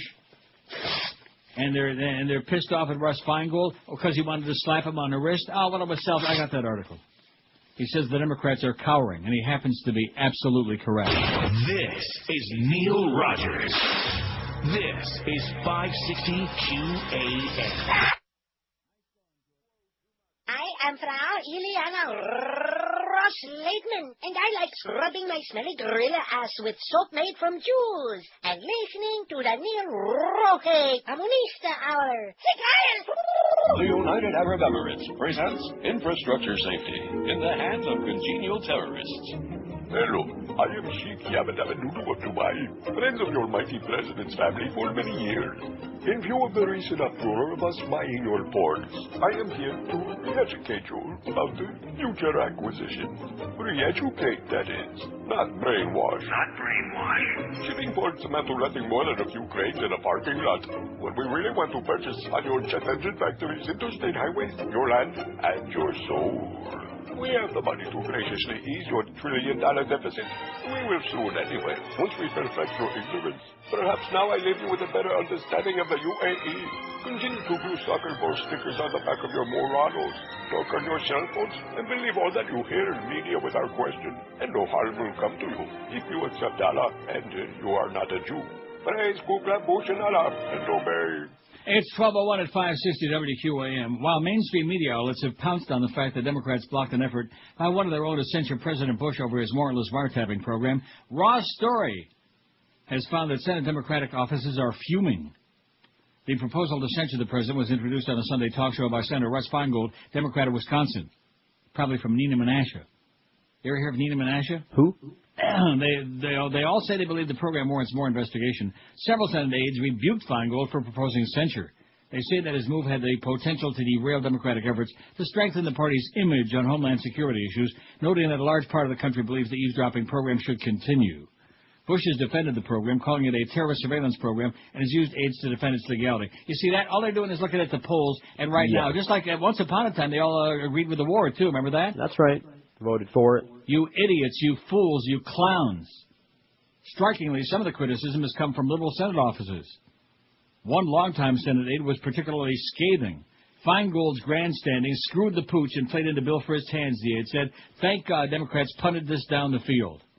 Frist was going to force Democrats to vote on a resolution had kept a big secret and would have split the caucus on an issue that needed time to get the whole caucus to support.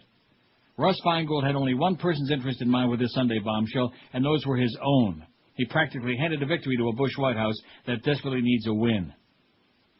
Feingold, defending his censure plan on Fox News of all places, said, I'm amazed at Democrats cowering with this president's numbers so low. The administration just has to raise the specter of war, and the Democrats run and hide. Too many Democrats are going to do the same thing they did in 2000 and 2004. In the face of this, they'll say we'd better just focus on domestic issues. Democrats shouldn't cower to the argument that whatever you do, if you question the administration, you're helping the terrorists. But again, that's the Democrats. It's, Jew Lieberman's party. Well, I think, wimpy and whiny, baby. Jellyfish, spineless, embarrassing, humiliating, and degrading.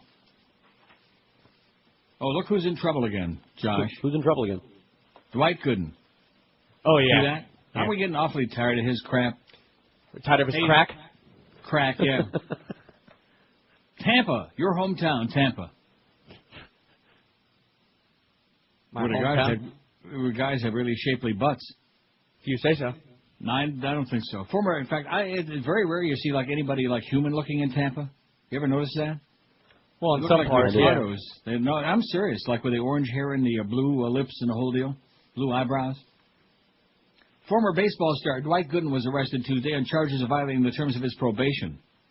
The 41-year-old pleaded guilty in November to speeding away from police after a DUI traffic stop in August 2004 and was sentenced to 3 years probation, suspended a sentence. Yesterday, he went to a regular meeting with a probation officer. I wonder if what's-his-name was there, Billy Lewis from Guiding Light, where he admitted to using cocaine, according to Jo Ellen Ratcliffe, a spokeswoman for the Department of Corrections. He went to his regular meeting with his probation officer, admitted to the officer that he used cocaine. She did a drug screen. He tested positive for cocaine. Oh, my God. Oh. Gooden was then arrested. Oh, and by the way, the reason I just repped so good, does that taste good? So that was my low-carb pasta sauces that just showed up? Uh-huh. 6 big jars. Man, that's good stuff. Got almost no carbs. Still waiting for them noodles, man. Mm-hmm. Well, no, see, the noodles will be here tomorrow. Well, good timing, though, see? If they actually turn out to be edible. You could burl them up right there on the show. I can leave them right here on the air. Gooden was then arrested and taken to the Hillsborough County Jail. Ratcliffe said he's being held without bond. We'll be requesting that he remain in jail with no bond because he violated probation, Assistant State Attorney Pam Bondi said. There she is again. We just have a story about her the other day. Sounds familiar. Beulah Bondi. Who? Gooden was voted the 84. We know about this. He did this, but he's making his first appearance in court today, Bondi said. Beulah Bondi, an old actress 100 years ago. Will you get with it? What's wrong with you? Christ, if you forgot, don't even remember Roger Mudd. Who? 567. Oh, they had shenanigans in the court again, and the judge said, what's his name? Sodom was testifying, and he said, all you insurgents, don't be attacking each other, attack the enemy, yada, yada. And so they kicked the media out for 5 minutes, then they let him back in. And then they finally said, to hell with it, and we're going to adjourn till April 5th. That's going to go on forever. Yeah, it will. All them evildoers. It's like the O.J. trial. No good. Except we can't understand what they're saying. What political talking head, newsreader, or columnist do you despise the most? Ann Coulter, not even close.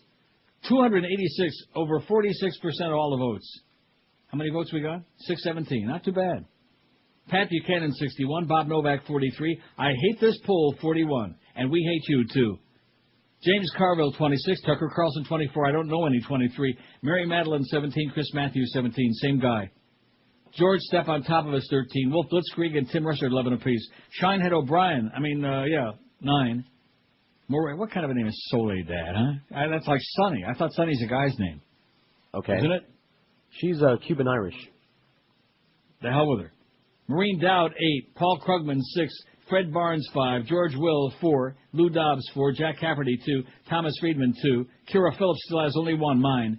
David Brooks, 1. Baby Cannon finally got a vote. And David Broder, total phony, has got 1. David Broder. Another one was make-believe liberal, just like Tom Friedman. She's what? Cuban what? Irish. Well, let me tell you something, my friend. 5670560, pound 560 in the Verizon Singular Wireless lines. WQAM, hello. He's done. Put him in the same category with the other one. In fact, put him. He's already in the same category with the other one. Dr. Demento will be on about a half an hour, Gilbert, okay? Dr. Demento, get a life. You're out. That's really sad. I hope if anybody out there sees Gilbert Solomon, they go up to him and break his glasses. Run him over. WQAM, hello. QAM. Neil.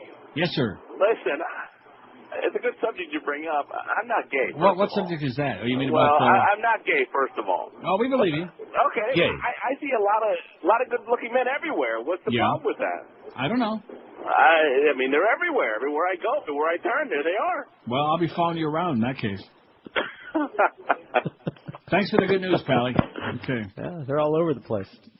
No, seriously. I mean, it's the fact that you make such a big deal out of it. I just mentioned it because it struck me in passing as I was walking past this beautiful creature yesterday. She was just, seriously, on a scale of 10, I'd give her at least an 80. I mean, she's just gorgeous.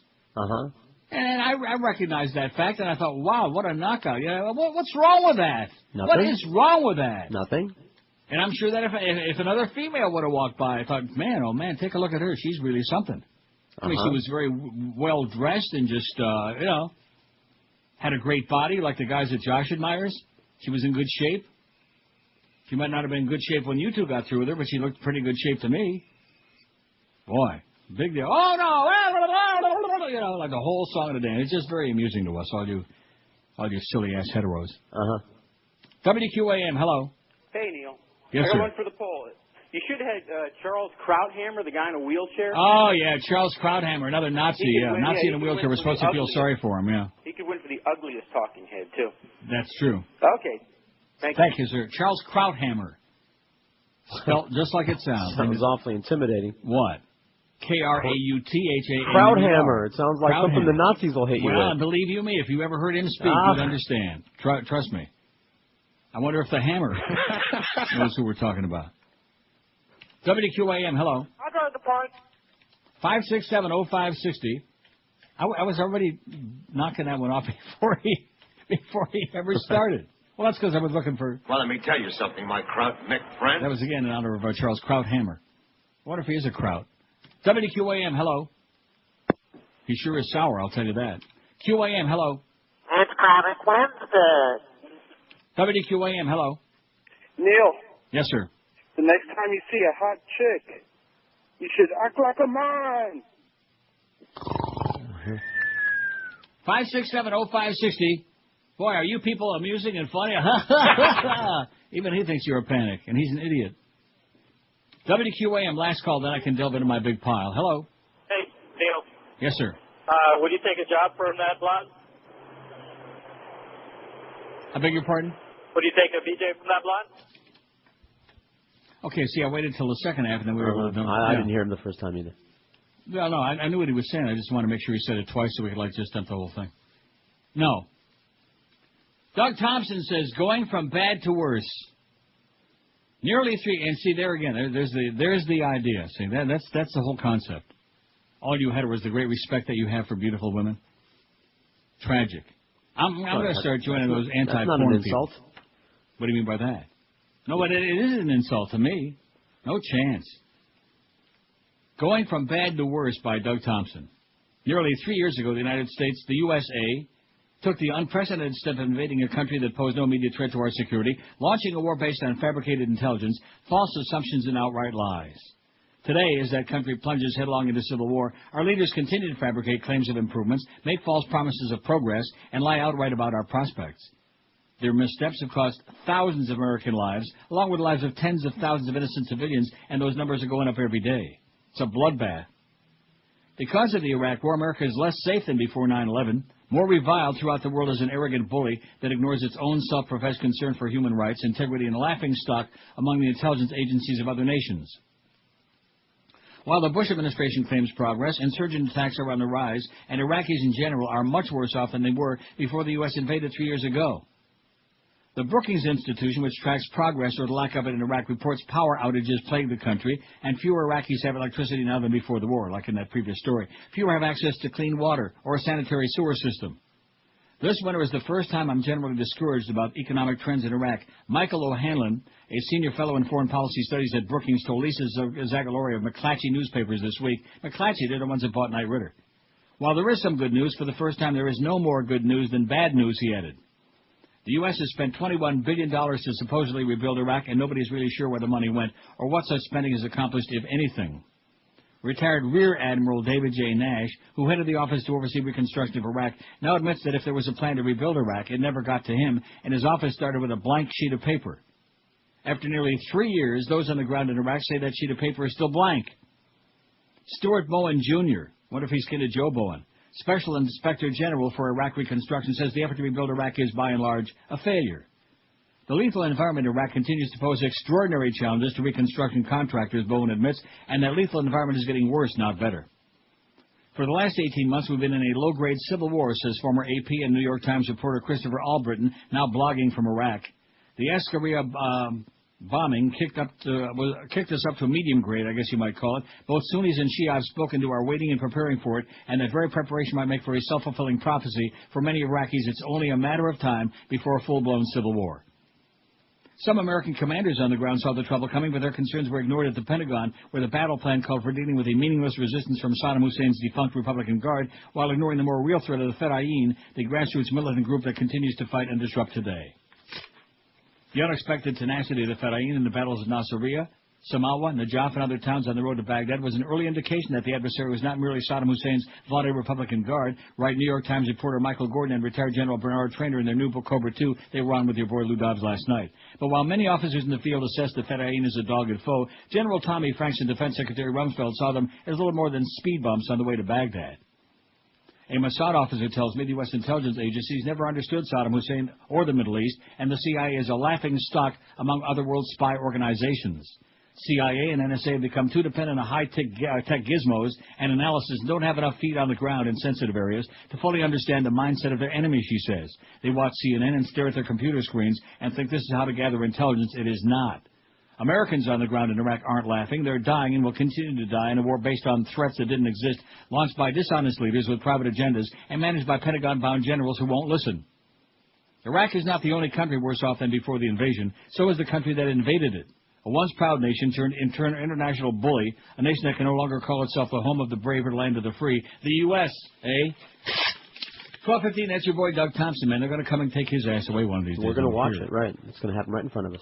When it WQAM, where the faggot is.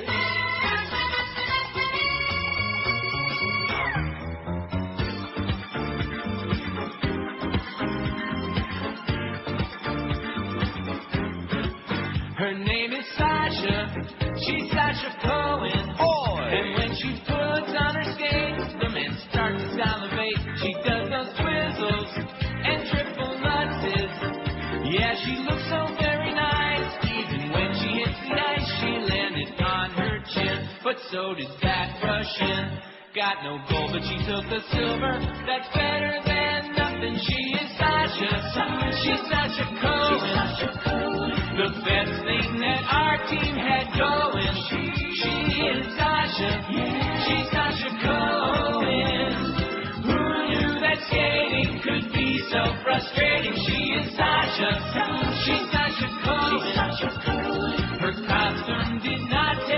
showing. She is Sasha. She's Sasha Cohen. Music and passion and falling's the fashion. She is Sasha. Sasha Cohen. Sasha Cohen. 20 past noon. William Grider writes in The Nation. You know who Bill Grider is? No. The former editor of the Rolling Stone. Okay. And Washington Post. At any rate, he writes, a peculiar politician in The Nation. Senator Russ Feingold is an embarrassment to the U.S. Senate, which makes him an authentic hero of the Republic. The Wisconsin senator gets up and says out loud, what half of the country is thinking and talks about every day. This president broke the law and lied about it. He trashed the Constitution and hides himself in the flag. Feingold asks, shouldn't the Senate say something about this, at least express our disapproval? He introduces a resolution of censure and calls for debate. Well, that tore it in the august chamber of lawmakers. Democrats scurried away like scared rats, and Republicans chortled at the thought. You want to censor our warrior president, the guy who defends us every day against terrorist attacks? Let's have a vote right now, the Republican leader demanded. Yuck, yuck. That's not my yuck, that's his yuck, yuck. Okay? The joke is obvious to everyone in the Washington club. Politics trumps principle, especially when it's about something as esoteric as the Constitution. It's a non-story, the club agrees, not a constitutional crisis. The Washington Post runs an obligatory account on page 8, quoting Mr. Anonymous Democrat strategist on the unwisdom of Feingold's gesture. The New York Times story on page 24 quotes the esteemed constitutional authority Dick Cheney. The House Republican leader, who replaced the corrupt House leader who resigned, denounces Feingold's resolution as a political grandstanding of the very worst kind, like the Republican impeachment of Bill Clinton for fellatio in the White House. Go away, Feingold. Let's get back to the people's business. The real story, naturally overlooked by cynical editors, is that an honest truth-teller is loose in the funhouse and disturbing the clowns. Man bites dog, senator defends Constitution. Feingold has a reputation for such quaint deviations, a naif who has voted against the war in Iraq and the Patriot Act. Oh, on principle, how naive is that? He talks like he might run for president, yet he seems tone-deaf to the artful resonances of power politics, the cutesy games insiders play, and the press cherishes. Hey, what is this Constitution thing anyway? The senator is peculiar in this era of decaying democracy. There was a time, believe it or not, when his type was a familiar presence in the Senate. I think of Sam Ervin of North Carolina, a conservative Democrat on most matters, but always a lion on the Constitution. Ervin is remembered for his heroic role in the investigation of Watergate. Old-timers remember that before Watergate, Senator Sam led courageous hearings on the illegal spying on civilians by the Army and the FBI, Democratic scandals predating Nixon. When liberalism was in flower, the Senate always included a good mix of such maverick voices. They were party loyalists, but departed on principle in ways that sometimes kept the majority honest. Voted against the president's war in Vietnam and never let up. Ernest Gruning of Alaska, Wayne Morse of Oregon, Al Gore Sr. of Tennessee, Phil Hart of Michigan was his own one-man reform party. George McGovern of South Dakota was another. We might ask why the Republican Party hasn't produced a similar collection of independent thinkers. We might mourn the fact that pursuing a career in the Senate no longer seems compatible with stubborn, self-directed character. The media, instead of kissing off Feingold as a dumb politician, might do a little honest reporting on the substance of what he is saying.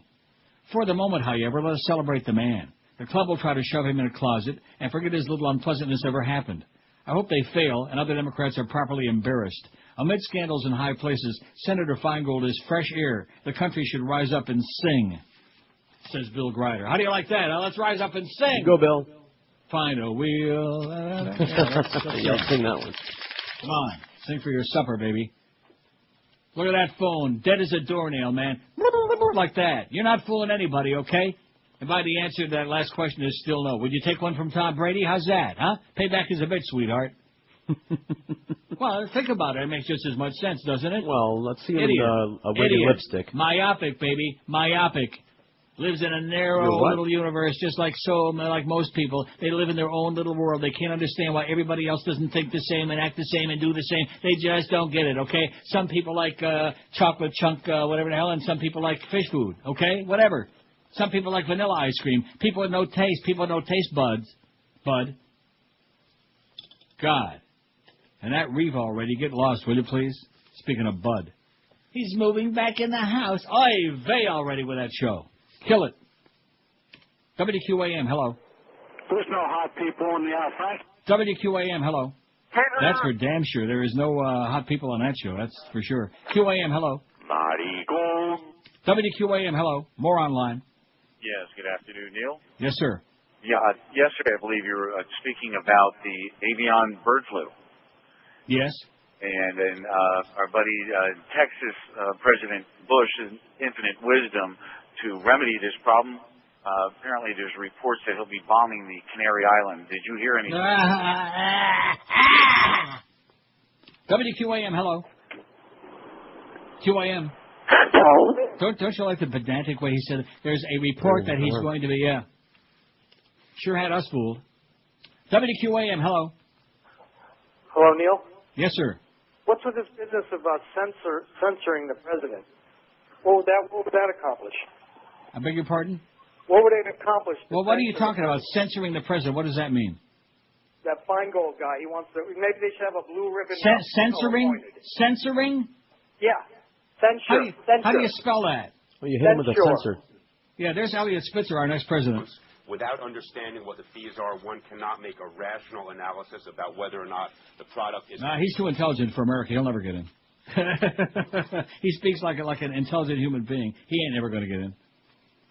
Oh, and speaking of the bird flu, I got a great story on that. I'd start getting that peanut butter, and I'd get my powdered milk and my tuna fish right now. Stock it up. This is Neil Rogers. Crawl your ass right under the bed with it. This is 560 QAM. Oh, my God. Speaking of bad movies, by the way, guess what I watched last night? Not the whole thing, thank goodness. And I don't know why I keep doing this. In fact, I watched 2 bad movies last night. Really? And I'm so glad you didn't watch Secret Window with Johnny Depp. No, I heard nothing but bad things about it from sucks. everyone. It's really bad. As a matter of fact, I'll ruin it for you. The whole thing is that character with a hat is his imagination. Oh, I hate crap like that. I almost said the other word, too. Yeah, it's one of these movies where you watch the whole thing, and at the end, like the last half hour, you realize it's just his imagination, and he's been killing these people, and he's been setting that house on fire, That's and like doing Fight all these Club. evil things. That's why I warned you away from Fight Club. Oh, man. So, I spoiled the ending for you, but believe me, I saved you a lot of time. As much as I like Johnny Depp, that movie sucks. And then... Yeah. I'm channel surfing after the Leafs finally won that game in a shootout. Nice going, Darcy, you idiot. And then there's a movie that I've seen a zillion times, and every time I don't know why. There's some movies you just watch it. Like I talked about that Birth movie the other night with what's your name? Nicole Kidman. Genevieve Bujold. Right. And Cliff Robertson. Obsession. Okay, never. Have you ever seen that? I don't think so. I might have. And also with the guy from It's Alive. What's his name? John Lithgow. Okay. It's alive. But anyway, it's awful. She looks an awful lot like the, and you know who the hell she is. She used to be married to Andy Williams. Claudine Langer. Monsignor with she used to be married to Claudine. She looks a lot like Claudine Langer. Mm-hmm. She's cute. She was. Yeah. Well, in the movie she was. It's an old movie. But anyway, the crux of the thing is that his first wife dies, and they convince him that he killed her, which he didn't. And his business partner, who's John Lithgow, swindles him. And then she had a daughter. And then the daughter, John Lithgow arranges it so that in Rome, he hooks up with the daughter and encounters her, and she looks at a spitting image of the mother, and he falls madly in love with her. And it's horrible. It's awful. Do not watch Obsession with Cliff Robertson. I won't. Anybody get naked? No. Okay. No point then. No, Joshua wouldn't have liked it. There was no ass. Male, female, nondescript. No ass. What's the point? It was a bad. And like I said, Secret Window, I got that. Remember the first time I told you about it? And I don't know what the hell I thought. It was horrible. It was just awful. Well, when there's nothing on, you still got that DVD of Mice and Men. I got that. I got Schindler's List, and I got Shawshank. Well, the safest bet is of Mice and Men. Oh. Nothing controversial. So in other words, you don't really think I'm going to like Schindler's List? No, but I know you're not going to watch it. I bet you on Schindler's List, I bet you anything that they're eating those little triangular Hamantaschen like Dave Halberstam sent you yesterday. I'll bet you anything, dimes to donuts. It's about him. It's about a Nazi. A market here that has halava. But I just give up trying to make you watch that movie. Isn't that exciting? They have halava. I might just go down and get some now. I would have thought they'd have halava. You know what halava tastes like? Yeah, I like halava. No, it's not good. It tastes like cardboard. Yeah, well, I like cardboard. And they have like chocolate flavored halava, which tastes like chocolate cardboard, right? Flavored with chocolate. I like it. Or as Ray Nagin would say, chocolate. I'm sorry, chocolate. Wait till you hear this. Robert G. Webster is one of the few bird flu experts confident enough to answer the key question. Oh, excuse me, there's a pigeon on my balcony. Will the avian flu switch from posing a terrible hazard to birds to becoming a real threat to humans? That's what inquiring minds want to know. The people are running out there putting a... And you notice nobody's running to the supermarket and cleaning out the shelves from the tuna fish and the powdered milk. And let me ask you this. What's the point of the powdered milk? Can you answer me that? Or the tuna. What's the point of all of it? Well, I mean, the tuna, at least it's a canned food. I mean, of course, putting it under your bed is stupid in the first place. But, I mean, canned foods I can understand because they're not going to get contaminated. But what's the point of the powdered milk? I don't know. What's that got to do with the birds? As Tippy like Hedren milking the chickens? There are about even odds at this time, 50-50, for the virus to learn how to transmit human to human, he told ABC's World News Tonight. Robert Webster. I wonder if he's kin to Fred Webster, Jr. or Benny the Whip Webster. Webster, the Rosemary Thomas Chair at St. Jude's Children's Research Hospital in Memphis, Tennessee, or Mark Webster, is credited with being the first scientist to find the link between human flu and the bird flu. Webster and his team of scientists are working to find a way to beat the virus if it morphs. He's even been dubbed the flu hunter. Right now, H5N1, a type of avian influenza virus, has confined itself to birds. It's for the birds. It can be transmitted from bird to human, but only by direct contact with the droppings and excretions of infected birds. That's why I got that pigeon out of my living room real quick the other day. So get out of here before you drop one, idiot. But viruses mutate, and the big fear among the world scientists is that the bird flu virus will join the human flu virus. Oh, my God. Change its genetic code or its zip code and emerge as a new and deadly flu that can spread through the air from human to human.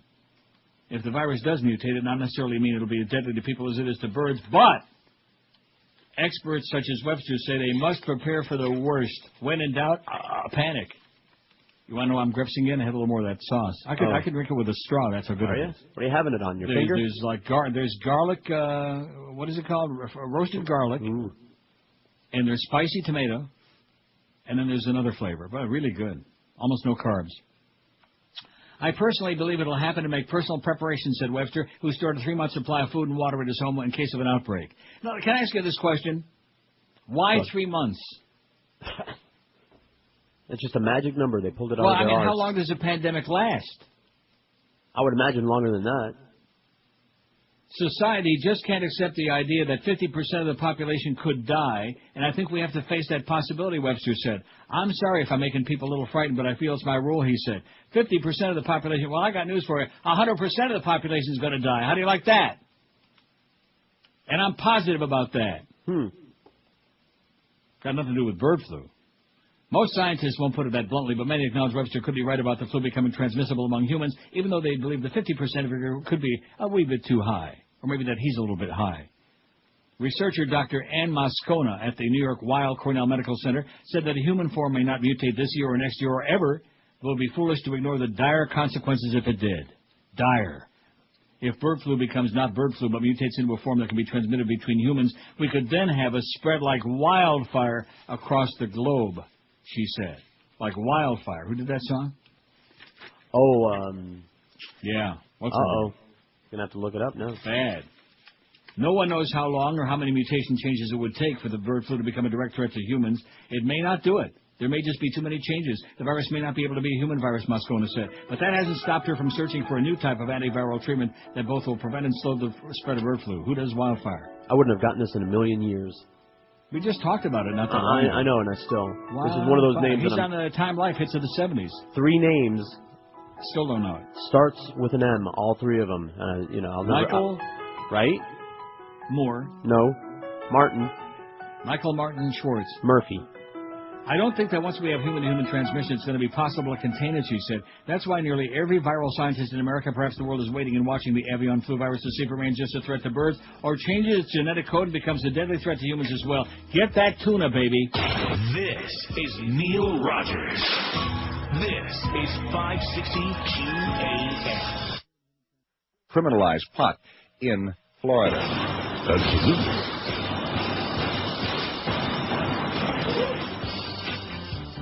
Today morning. Watch it, now watch it. Sorry, Bob. Another terrorist from Dubai.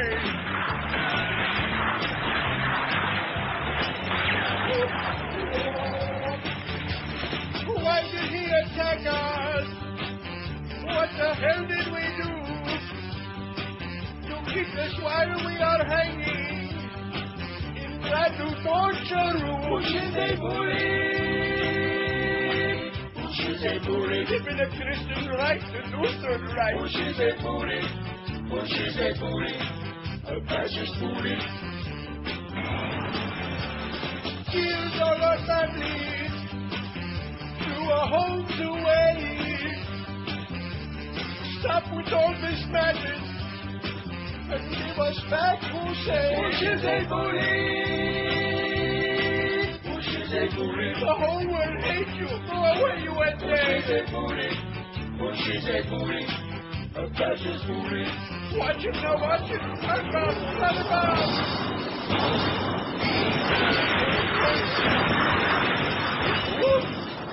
1248 at 560 WQAM. Happy Wednesday to you. We got Geldy at the Yenta Center today. You're going to have to pay $100 to go up and see him. I'll guarantee you for that Panther game tonight, there is going to be a rebellion by the fans like you have never seen before. In fact, no, it'll be just like the one you've always seen before. Nothing. They bellyache and they send a couple of faxes and they make a couple of calls and oh, gee, and that'll be the end of that. They don't care. Isn't that sad? How easy people are? Whatever. Oh, seriously, if I'm over there at the Sawgrass, like whining and dining or having a couple of pops before the game, and I want to walk across the street and go to subsidize their crap that they're putting out there, then why the hell should I have to pay them $5 for the honor of walking onto their property? You know, I think this is unprecedented. I could be wrong, and if anybody knows of any other sports venue anywhere in the world where you're charged just to walk out of the property. Sports venue or any other event. Right, anywhere. Concert or anywhere. Church. Where they charge you just for the honor of walking through the fence onto their property. Because they want you to pay that parking fee, baby. Right. They want to coerce you into parking there and coughing up the $20. Mm-hmm. Well, they can take the 20. First of all, with that $20, I could buy like maybe about a half a hot dog and a quarter of a soda inside. 5670560. But you people will do it because you're easy, you know. You have no backbone, like the Democratic Party. Same thing. You know, I'm getting a little bit nervous. My Alexa toolbar disappeared, and I just reinstalled it. It's still. They've been having issues lately. Alexa. You can like go up to the top and right-click, make it come back. Right-click on what? Like just anywhere on the bar, like along where it says File, Edit, View, Bookmarks. Like right-click on there. Yeah. And maybe there's an option to check it. It says Alexa, and it's checked. If not. Oh, really? All right, then do this. Click on View. Yeah. Then Toolbars. Oh, I've already done that. Really? And Alexa is checked. Huh. You think I'm really that stupid that you think I'm that much of a minor leaguer on this stuff? It just vanished. I've been using it all morning, and it just disappeared. Dun, dun, dun. I think it's the government, man. I think it's Bush. It's Booch. WQAM, hello. QAM. Uncle Neil. Yes, sir. How are you, sir? Hey, I'm excellent. This whole stadium, this $5 charge, is so ridiculous. I mean, I've been to a number of different ballparks, and you know, you take public transportation, let's say in Philly, in San Francisco.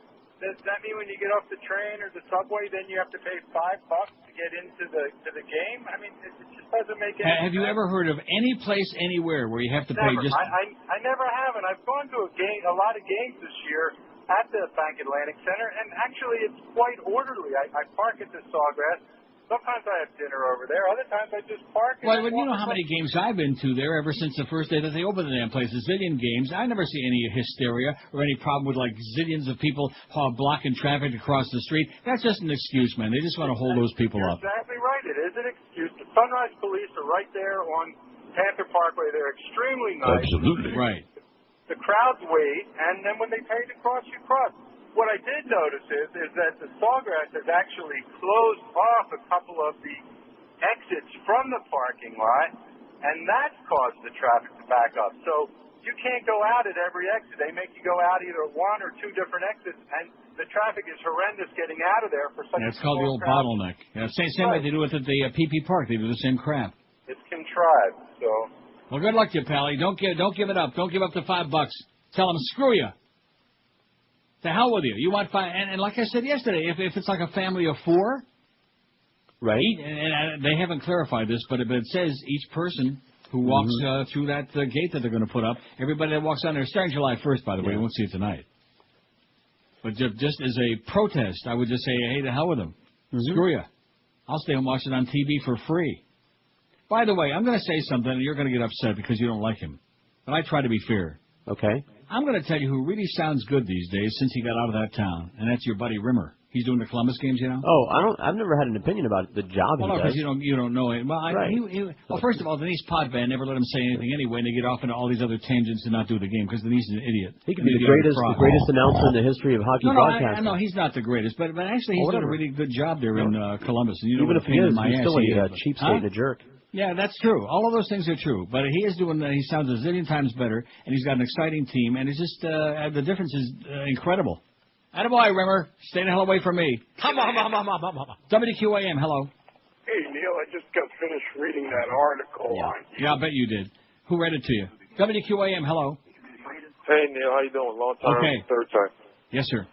How you doing? I'm doing. I have a quick question for George. I downloaded the Firefox on my thing, on my computer. But I can't. I got a virus called Trojan Horse, and I can't get rid of it. Can you help me out? It's got nothing to do with Firefox. Purge your computer. Have somebody reformat the entire damn thing. Purge, and then reinstall when Windows. Reinstall Windows XP, and and never use Explorer again, so that you don't get that again. Although the Alexa does work with my Explorer, you don't think that might have something to do with this, do you? No. Let me put on Firefox, because at least then I won't have to worry about where's my Alexa. Right. Because it doesn't work with that. Oh, there's Firefox. See, on my new computer, I don't have any problem with any of these things. In addition to which, every morning, just for the hell of it, just routinely, I run that Spybot. Okay. And it cleans everything out. It also tries to clear out Alexa. Now, maybe I did that by mistake. I don't think that's possible. Although, you know what? I couldn't get rid of the Alexa toolbar even after I uninstalled it and everything. Really? I still couldn't get rid of it every time I opened up the Explorer. Well, maybe you got mine. Maybe. Did you close your Explorer and then reopen it? Yes, I even rebooted the whole computer again, thinking it'll pop. Huh? I can't get it to not come up. How do you like that? So you send mine back, please. Okay, here it comes. WQAM, hello. By the way, that Joe Zagacki, that promo, you know, that for the ball game? No, I don't know. No, we just played it. You think I listen? I'm real good at tuning all these things out. It is so... Now, Josh knows what I'm talking about. It is so embarrassing and so degrading. It's how can we play that, you know? Do you know the one I'm talking about that you just played a minute ago? Yeah. Am I right? Okay. Listen, you are such a wuss, man. I'm worried about him talking about guys. Forget about anything, okay? You are such... And I understand they got you intimidated. You're scared of your own shadow. Who's going to pay you? Will it be over at Power 96? I'm worried about Joe Zagacki paying me? What's wrong with you? I don't know. No. I mean, what's Joe Zagacki? He's got naked pictures of you with Miguel or something? What's his story? Nothing. What do you want me to say? I want you to say the truth. Just open your mouth and say something. Be a man like, what's his name, Marlon Dead Brando said. That's it. For crying out loud. You can act like a man. What's the matter with you? There you go. Christ. I give up. 17,935, and you're telling me a story about how we're doing so great on that fundraiser. It's only been a week and a half. By the way, when he handed me this, Miguel reminded me that that 2001 where we got 97,000. That was the year, the last year, I believe, where you did appearances. Yeah. And, you know, we would have throngs so now, of people. in other words, you're going to give me a Sundance. Well, if Neil would just come down and do those stupid listen, appearances. I don't care if we make a dime. Cards. I don't care if we make a dime, as you know. Right. But nevertheless, that's one hell of an attitude. You would have some huge kind of attitude. Doesn't care if we make a dime. I You know what? I agree. This is Neil Rogers. If you want it, fine. If not, this is 560 your mama. QAM. It's Scott Burrell. And when I'm up in Boca Chica slapping old women with painted lips around the pool, I listen to the Neil Rogers 1 to 2 hour. I listen to the Neil Rogers Fair and Balanced 1 to 2 hour.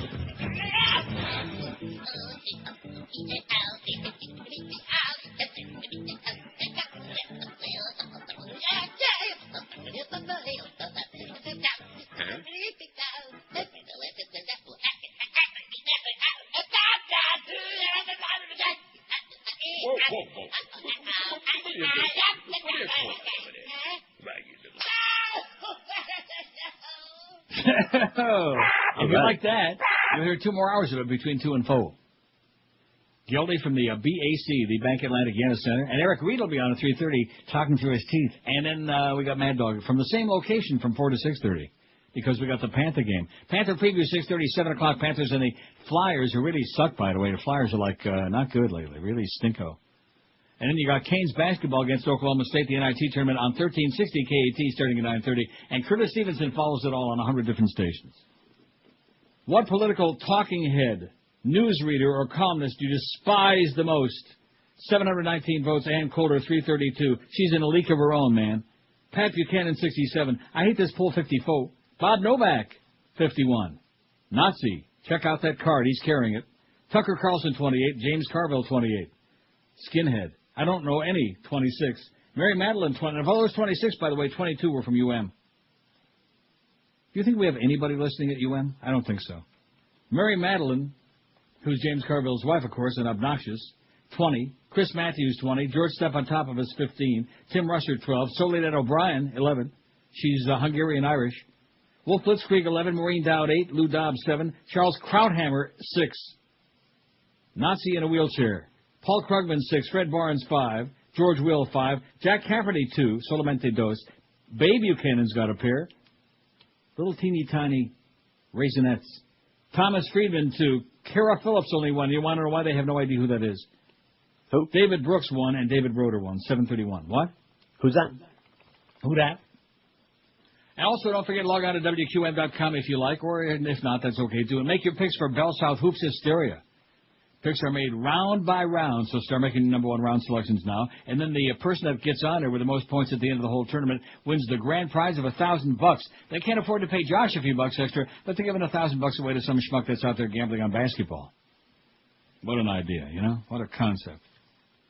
Just like I was thinking during that vid, Mo, as low as those numbers went, and it really is shocking to be able to get a 1 share in the middle of the day on this station. It's pretty difficult, especially 2 months in a row. But that having been said, I don't know about you, but I preferred the way it was before until we finally decided who we were going to have on, because the revolving door thing to me is just it's embarrassing. It's unprofessional. It's also acceptable, but we don't care though. Yeah, I've given up being embarrassed by these people. Right. Good point. 200,000 people in U.S. terror database, and you might be one of them. Wouldn't be surprised at all. I bet you Josh is in there, especially after he made his comments about Miguel Shapley ass. Police and other government workers in the U.S. have come in contact with terrorists or people suspected of foreign terror ties more than 6,000 times in the past 28 months. The director of the Federal Terrorist Screening Center said yesterday. I bet you didn't know there was a Federal Terrorist Screening Center. I do know. The encounters and traffic stops, applications for permits, and other situations have resulted in fewer than 60 arrests, said Donna Buccella, whose agency maintains a list of 200,000 people known or suspected to be terrorists. The list contains an additional 150,000 records that have only partial names, Buccella said, like Ahmed or Mohammed or Yitzhak. The vast majority of people on the list are not in this country. Many have only tenuous or inconclusive ties to terrorism, Buccella said at a briefing for reporters at FBI headquarters. As an example, she cited a truck driver whose work requires him to regularly cross the U.S.-Canada border, He may be under suspicion, but is still allowed to enter the country because there is insufficient evidence linking him to terrorism, she said. Well, if he's coming here, he must be a terrorist. Right. Schmattehead. Why else would you go there? Oh, God. Or either that or he's coming here to drive a cab. Climate change irreversible as Arctic sea ice fails to reform. I know we had a lot of great calls today, but I gotta at least get through some of the rest of my piles here, man. Do it. To feel like I've done my duty, you know? Sea ice in the Arctic has failed to reform for the second consecutive winter, raising fears that global warming may have tipped the polar region into irreversible climate change far sooner than predicted. I'd get like extra cans of that tuna and 100 gallons of powdered milk. Wouldn't you? Right? Lots Take of powder. a powder. Or how about some BC powder, too? Be good. Can't hurt. Is there anybody up north that ever took a BC powder? I don't think so. Only rednecks take that. That's right. That's for redneck headaches. That's right. Satellite measurements of the area of the Arctic covered by sea ice shows that for every month this winter, the ice failed to return even to its long-term average rate of decline. It's the second consecutive winter that the sea ice hasn't managed to reform enough to compensate for the unprecedented melting seen during the past few summers. Oh, my God. Scientists are now convinced that Arctic sea ice is showing signs of both a winter and a summer decline that could indicate a major acceleration in its long-term rate of disappearance. The greatest fear is that an environmental positive feedback has kicked in, where global warming melts ice, which in itself causes the seas to warm still further as more sunlight is absorbed by a dark ocean rather than being reflected by white ice. Although sea levels are not affected by melting sea ice, which floats on the ocean, it floats, like your receptionist. The Arctic ice cover is thought to be a key moderator of the Northern Hemisphere's climate. It helps to stabilize the massive land glaciers and ice sheets of Greenland, which have the capacity to raise sea levels dramatically. How do you like that? I don't. Maybe that's why we're not having any winter here this year. Not that I'm complaining, you understand. It's sunny. It's not all that toasty. It's about 38. I'll take it. No snow, baby. No snow. Not a flake. Former Creed singer Scott Stapp is suing in an effort to stop a California company from selling or promoting that sex video featuring himself, Kid Rock, and 4 women with shapely arses. Now, let me ask you, Josh, who do you think would have the most shapely ass in that video? Just keep reading the article. The federal lawsuit. Well, let me put it this way: are they in good shape? They're in rough shape. The federal law. That was one of the great lines of all time. You can tell if they're in good shape. What is it? Something that's even worse. Now that I think about it, that's even worse than what I was saying. That's because he's sizing them up to fight him, you know? Yeah, he's sizing them up already. I think it's that kung fu fighting is what he's got. And I don't know how you maybe got some of my letters mixed up there. He's in good shape. In my life, even being the old faggot that I am, I have never ever looked at a male of any age, size, variety, and said to myself, "Man, he looks like he's in pretty good shape." That's because you're sizing him up for another reason. Yeah, you're the size queen. Who is, Josh? Well, a federal lawsuit filed in L.A. yesterday against Worldwide Red Light District, is similar to one Kid Rock's lawyers brought last month in Detroit. A U.S. District Court judge there assigned a temporary order barring the company from distributing or promoting any portion of that tape, including a 40-second preview clip that was previously displayed on Red Light District's websites. Who the hell would want to see Scott Stapp or, well, of course, I guess it all depends on who the women are they're doing. Obviously. It doesn't matter. Yeah, you're right. Stapp's lawsuit alleges that 2 tapes, described as video diary of his 99 concert tour, were stolen from a safe at his house. The suit states Red Light District violated his trademark and privacy rights, causing him embarrassment, pain, suffering emotional distress. The action seeks a restraining order barring the company from distributing the video. A call placed to Red Light attorney Ray Tamadin after business hours Tuesday rang unanswered. It rang and rang, bada-beep, bada-boop. Red Light previously acknowledged the tape came from a third party, but Tamadon denied that it had been stolen. He declined to say how Red Light sources acquired the video. I bet you Al Goldstein had something to do with it. Pervert. FBI documents. Now, what's that fax you just sent? Is it worth looking at? Oh. It says, Rolly and Hiley doesn't get it. We're not putting a host of shows. I mean, there are some of these people who do have their own shows like Chris Matthews, but they're also like they pop up all over the place. They're like like that. They're also talking heads. He wants me to put Joe Scarborough on there. First of all, how could you despise him? He's too pathetic to despise. He's awful. Awful. And that's because he's from Florida. He's boring. An FBI counterterrorism unit monitored and apparently infiltrated a peace group in Pittsburgh that opposed the invasion of Iraq, according to internal agency documents released yesterday. This is like a follow-up on that story, remember I had yesterday about how they're like the old ladies with the cookies, Grandma? They're monitoring you, baby. The disclosure raised new questions about the extent to which federal authorities have been conducting surveillance operations against Americans since those 9/11 attacks. Previous revelations include FBI monitoring of environmental animal rights organizations, scrutiny of anti-war organizations by a top-secret Pentagon program, and eavesdropping by the NSA on domestic communications without court order. Federal officials insist that the efforts are legal, although the Pentagon has admitted that the top-secret Talon program mistakenly retained in its database reports on scores of anti-war protests and individuals as part of an effort to identify terrorist threats against defense facilities and personnel. Right. That's right. If you're against the war, you must be a terrorist. William J. Crowley, a spokesman for the FBI's... I wonder if he's kin to Candy Cowley. A spokesman for the FBI's Pittsburgh office said that the monitoring of the center was legal and related to an ongoing investigation. He didn't provide any details of the probe. He said that when the FBI found no link between this investigation and the center, it ended the surveillance. The ACLU contended that the documents are the first to show conclusively that an anti-war group was targeted because of its anti-war views. You can't do that in America no mo. How do you like that? No mo. Boy. And you people are sitting out there worried about paying $5 to get in the parking lot at a ball game? God almighty, what's wrong with you folks? I wouldn't do it. I wouldn't give them 5 cents. I'd take an old rusty penny and throw it at him. Say, here, take this and stuff it with a moon door. Put this under center ice. See if you have any luck with it, okay? Stick it right there at center ice. You ice hole. 12 minutes after 1 at QAM. If you're starving right now, if you haven't had lunch yet, or even if you had lunch, just want like a little mo, head for John the Baker with 2 great locations for you on Pines Boulevard in the Home Depot Center west of Flamingo, or the brand new John the Baker at the Sterling Town Center, Sterling and Pine Island Road in Cooper City. John has been cooking it up right for over 30 years. Let me say it again. About 30, man. In South Florida. Even when I was a child down there, I used to go there in North Miami. In fact, Kitty Corner was like Taco Bell, like in one corner, and then like about a block and a half away was John's old place. And, boy, you're going to love the food because it's consistently delicious. They give you big, fat portions, and the prices are tiny. You can bring the whole family. Sausage and peppers, chicken parmesan, baked ziti, lasagna, hot and steaming on your plate. And don't forget John's world-famous garlic rolls. As a matter of fact, when you go in and have a meal at John's, mention you heard about it on the Neil Rogers Show, get a half a dozen of John's gigantic, world-famous garlic rolls absolutely free. And don't forget to try that fantastic sloppy sausage sub, too, that George has been having the Green Apple Quick Step from for days. It's absolutely positively the best pizza in town, too. So bring the whole family or call ahead for takeout at John the Baker. In Pembroke Pines, call 954-431-4315.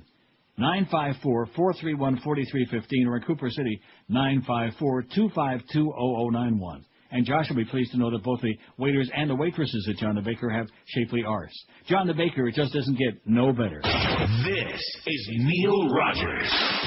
This is 560 QAM. You call this big market radio? You bitch, you slut, you whore. Absolutely. They'll be coming down Fifth Avenue upon St. Patty's Day.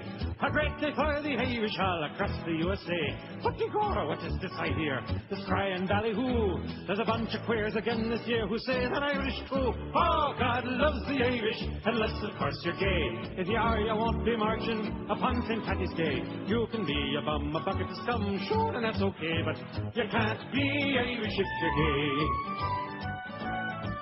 Now the order of Hibernians, those eminences grey, have delivered this pronouncement upon the blessed day. Sure, a little bit of heaven fell and nestled in the sea. But you're going straight to hell for homosexuality. Oh, God loves the Irish as long as men are men.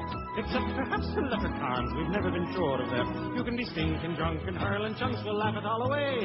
But you can't be Irish if you're gay. No, you can't be Irish if you're gay. Don't even try being Irish if you're gay. 118 at 560. I wonder if that's going to start up again this year. I haven't seen nothing about it. You know, they're always starting a big sin, especially in New York. But I'm sure they will. All them drunken Irishmen. I mean, body part scandal could be growing. Speaking of New York, a macabre scandal in which I still can't get over the fact there was George Bush in Canandaigua, New York yesterday. A perfect place for him, if ever there was. And I never looked it up. I never Googled it. I better Google it in a minute here. See the population. I bet you anything. Let me do it now. I bet you anything. It's on the tops 12,000.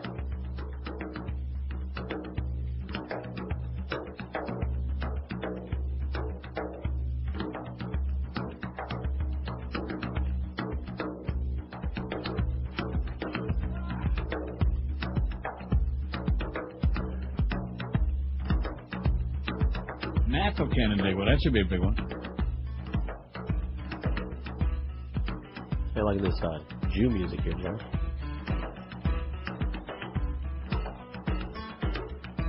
Don't sound like no Jew music I ever heard. Well, how much do you listen to? Detailed profile. Here we go. Population. They got demographics. They got 25 plus, 100 plus. Here we go. Free demographic reports for Canandaigua, New York. Penn New York hotels. Oh, man. Now we're hitting the high spots. Here we go. Oh, where the hell is it? Oh, no, I got to go through a whole... Get out of here. Oh, it's one of these deals, free demographics. Oh, get out of here. It's one of those deals where they want to try to peddle you something, you know? I hate that. Canandaigua, New York. Just a minute. Population. Where is it? Where is it, please? Here it is. What did I tell you? All right. 2000 census, 11,264. Estimated population July 2004, 11,363. An increase of 99. Is that incredible or what? Huh? An increase of 99 in what amount of time? Like the year? 4 years. 4 years. Wow. That's almost 25 a year. Races in Canandaigua. White, non-Hispanic, 95.4%. You wonder why George Bush was there? White, non-Hispanic. Black, 1.5%. Two or more races, 1.2%. Hispanic, 1.0%. And American Indian, 0.7%. How do you like that? Irish, 21.8%. German, 20.4%. English, 19%. Italian, 11.8%. Wow, I'm going back to Canandaigua. I'm going to swim across the lake right now.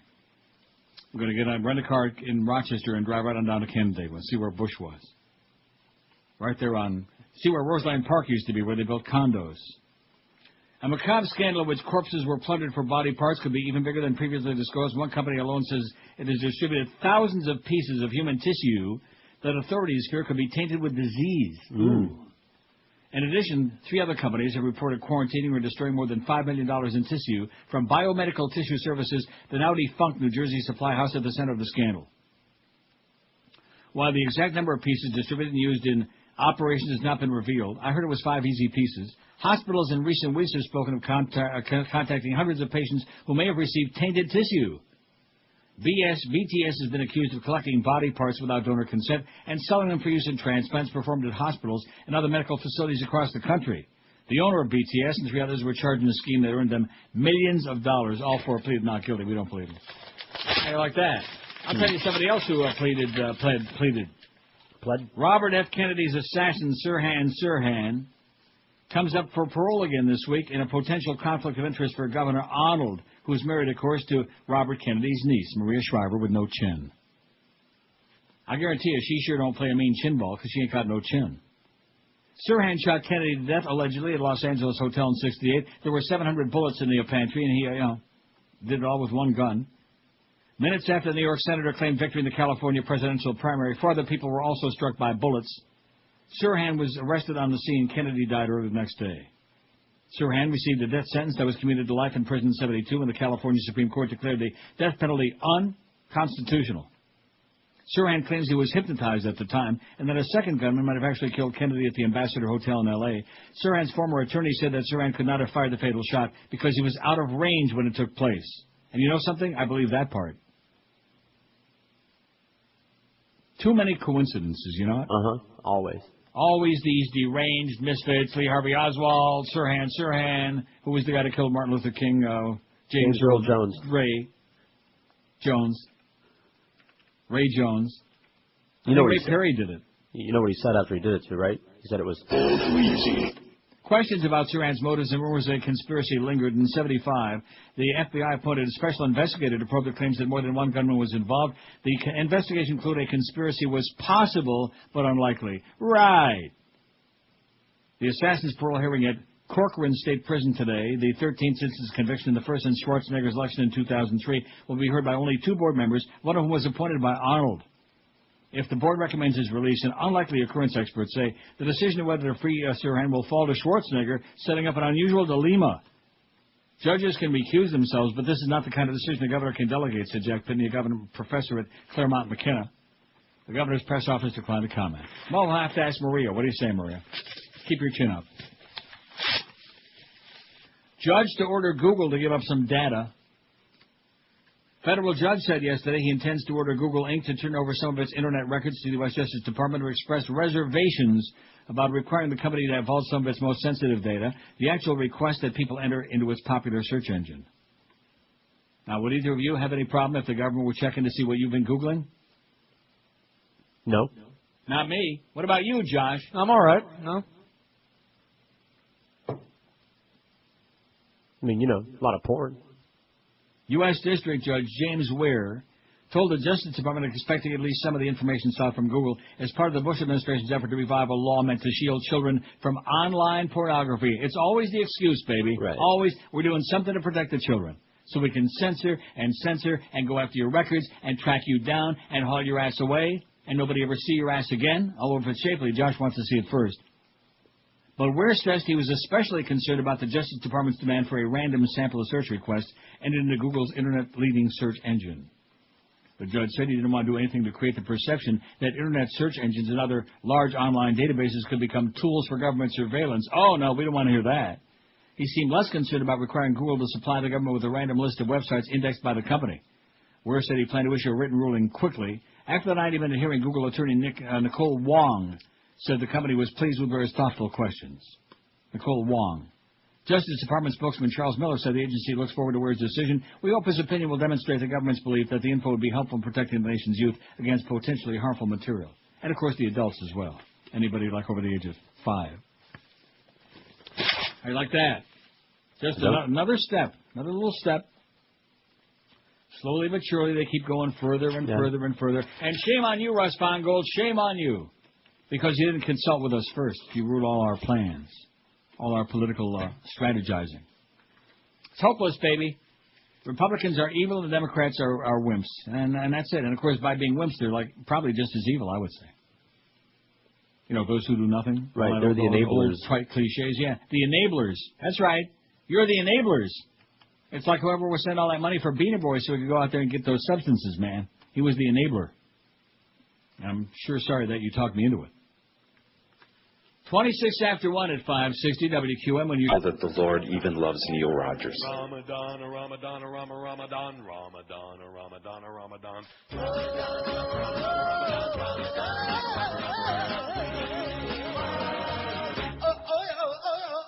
I want to celebrate Ramadan, Ramadan. It means a lot to me. Ramadan. I'm bowing on my knees so I can well and wide. I'm a Muslim all the way. I pray for painful death to peace in USA. My religion says that you must die in the sky on your next flight. I want you to die today. Ramadan. Allah is proud of me. Ramadan. I follow brainlessly with no regard for human life. Bow. Ramadan. Bow. I want to celebrate Ramadan. Allah will be proud of me. Ramadan.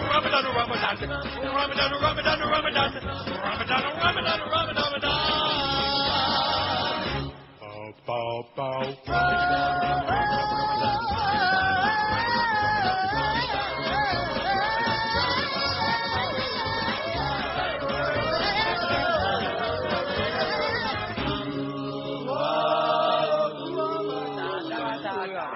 Well, we didn't have Ramadan, but we got Ashura. Are you sure? Are you sure? Huh? It's going on until March 20th, and that's why 700 more U.S. troops are on their way to Iraq. 700 more. Remember they were coming home all that crap about, 700 more on their way. Sent off to slaughter like sheep. That line 6 man is persistent. QAM nut line, hello. The counterfeit money looked good, but there was one flaw. There's no such thing as a $1 billion bill, says this story. Man busted in California. U.S. Customs agents in California said yesterday they found 250 bogus billion-dollar bills while investigating a man charged with currency smuggling. Now, isn't that like a little redundant, bogus billion-dollar bills? Yeah, what were they thinking? Tico Zigueta, 45, pleaded guilty to 3 federal counts of trying to bring cash, phony bills, and fake $100,000 gold certificates into the U.S. in January. Further investigation led agents to a West Hollywood apartment where they found the stash of yellowing and wrinkled $1 billion bills with an issue date of 1934 and bearing a picture of President Grover Cleveland. You would think the $1 billion denomination would be kind of a giveaway as these notes are fake, but some people are still taking in James Todak, Secret Service agent involved in the probe. How do you like that? Yeah, most people, wouldn't you think that anybody with an IQ larger than their thumbnail would know that there's no such thing as a $1 billion bill? Did he ever have success passing any? In addition to which, probably passed something. And where do you cash that? You float them? You put them in a soda machine and it gives you change. WQAM, hello. No, it just gives you a bunch of sodas. QAM, take it to the Macarena and they give you like a hot dog and a soda. No change. WQAM, hello. I'm in good shape. WQAM, hello. QAM. You're gay. The interesting part of it is as soon I can go and do all my stories, and ramble and right. and go on. Well, I'm sorry, see, I didn't edit. It's contagious for like an hour, and then as soon as there's one call that I take, then all of a sudden it's like a light bulb, like a buzzer, went off, an alarm. Here you go. Open up the gates. Let them out. Am I right? Oh, yeah, they're right there. They're hanging. Well, that's always good to know that they're right there. They're hanging right on the edge of their radio. They're sitting on it, getting good vibrations. I'm sitting on my fat, unshapely ass, by the way, Josh. 5670560. Yeah, misshapen, old, pimply. And pound 560 on the Verizon Singular Wireless line. Let's get a rash of these going, like a mini lightning round. What do you say? That'll be easy. In honor of tomorrow. Well, in honor of tomorrow being the Marlin game. At 10 before 1. Oh, God. How come the Marlins aren't like the Cubs? Can't play all their day games starting like at noon to be good. Pre-game at 11:30. WQAM, hello. WQAM, hello. Hey there, Neil. Yes, sir. You know what? You were talking about the guy with the bones, selling the bones to medical. There's an article in Newsweek about that just last week. The guy worked at a funeral home. He would cut, the leg bones out, and he'd put in PVC. He put in PVC pipe where the leg bones were. Right. Did you see a picture of that on X-ray? It's wild. Okay, I'm going right out to get Newsweek right now. I heard it's wild. WQAM, hello. So Miguel and Josh are going to have a sword fight? So he's obviously easily impressed, that guy who saw the thing. The bones? The bones. WQAM, hello. Hey, Neil. Yes, sir. $1 billion bills, they're great for strip clubs because you give one of those away, you can... Yeah, okay. WQAM, hello. Hey! Oh, yes. Oh, yes, there is a God. We've gotten there now. Now we've done it. We've reached the top of the mountain, man. What is it? You still there? I didn't even hear what the guy said, so you guys were laughing when you came on. He was doing a Ron Jr., Hi! He was doing an imitation. All right, well, that was it. You rule, and so does George. I do, yes, thank you. And Curtis sometimes. Okay. Bye. Hey, Curtis, you rule sometimes. Well, the greater light rules the day, and the lesser light rules the night. That's right. The knight in shining armor, the one with the shapely ass. 5670560. You're never going to live that down, Josh. It's just I know it was just a slip of the tongue. He didn't really mean to say it.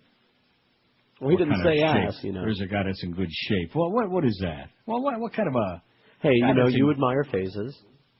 Yeah. And other people admire physiques. Biceps. What's wrong with that? Right. Shoulders, broad shoulders, nice right. broad back. Pecs. Come on, right? Pecs. Abs. Right. Rectum. WQAM, hello. Hey, Mr. Neil Rogers. Yes, sir. How you doing? Excellent. Pretty good. Hey, Neil, I told George to check it out, but I don't think he ever listened to me. You need to see this French film. It's called Man Bites Dog. Yeah. You need to see it. Yeah. Better write it need down. something, all right. Sounded important. Sounds rabid to me. WQAM, hello. Sounds like he's got rabbis. QAM.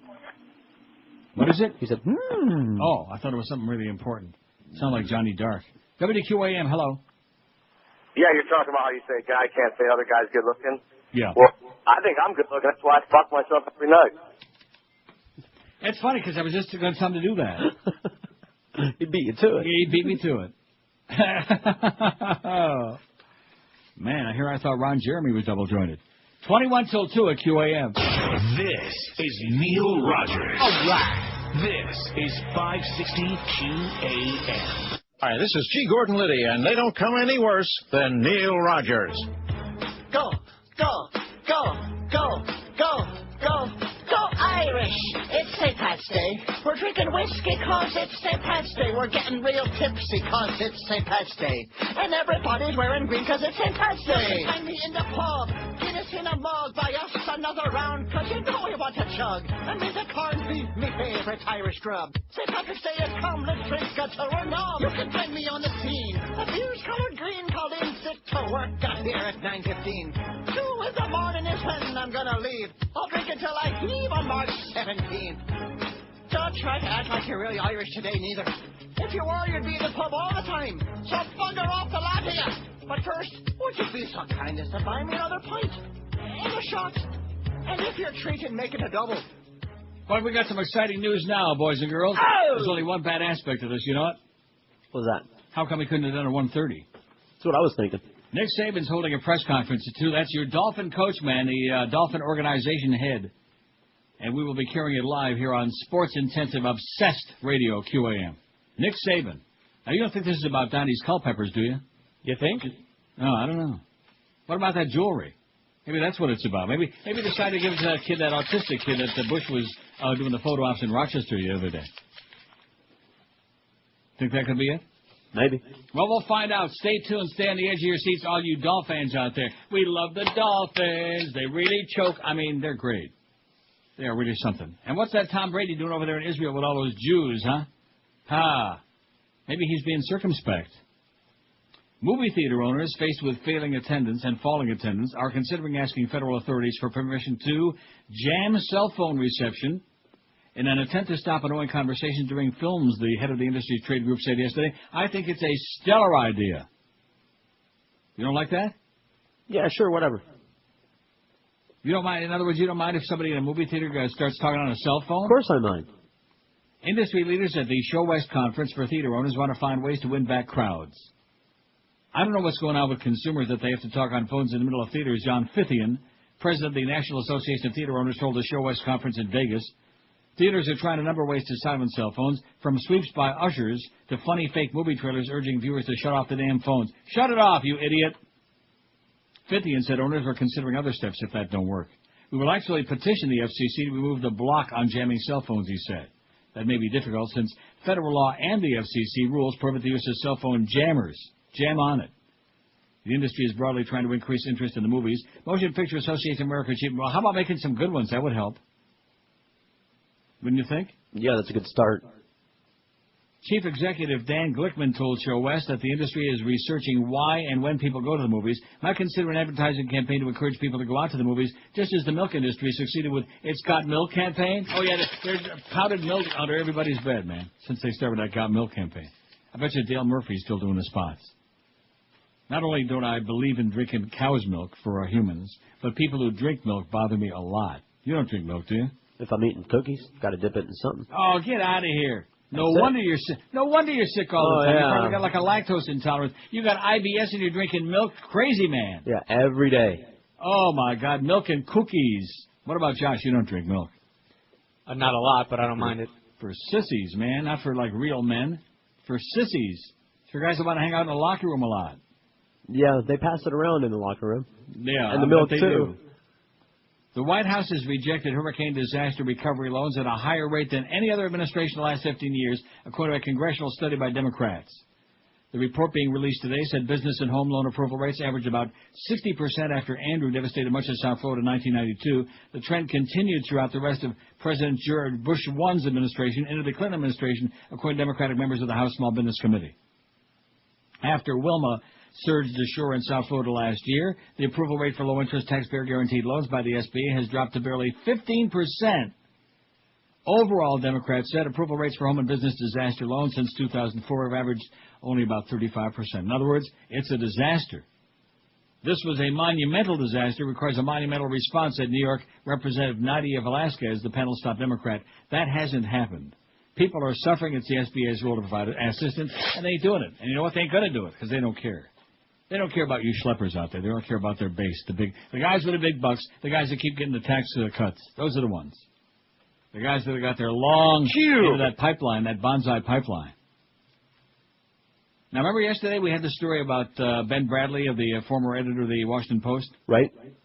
And he said that they claimed that they quoted him as saying Richard Armitage was the one that outed Valerie Plame. Okay. Well, guess what? He denied having said that, but he's all over. This is in Vanity Fair, the article, by the way. Well, guess what? Marie Brenner was the author of the article in Vanity Fair. She has a tape. She tape-recorded Bradley's comments, and that's exactly what he said. Surprise, Ben! Da, da, da, da. Oh, man.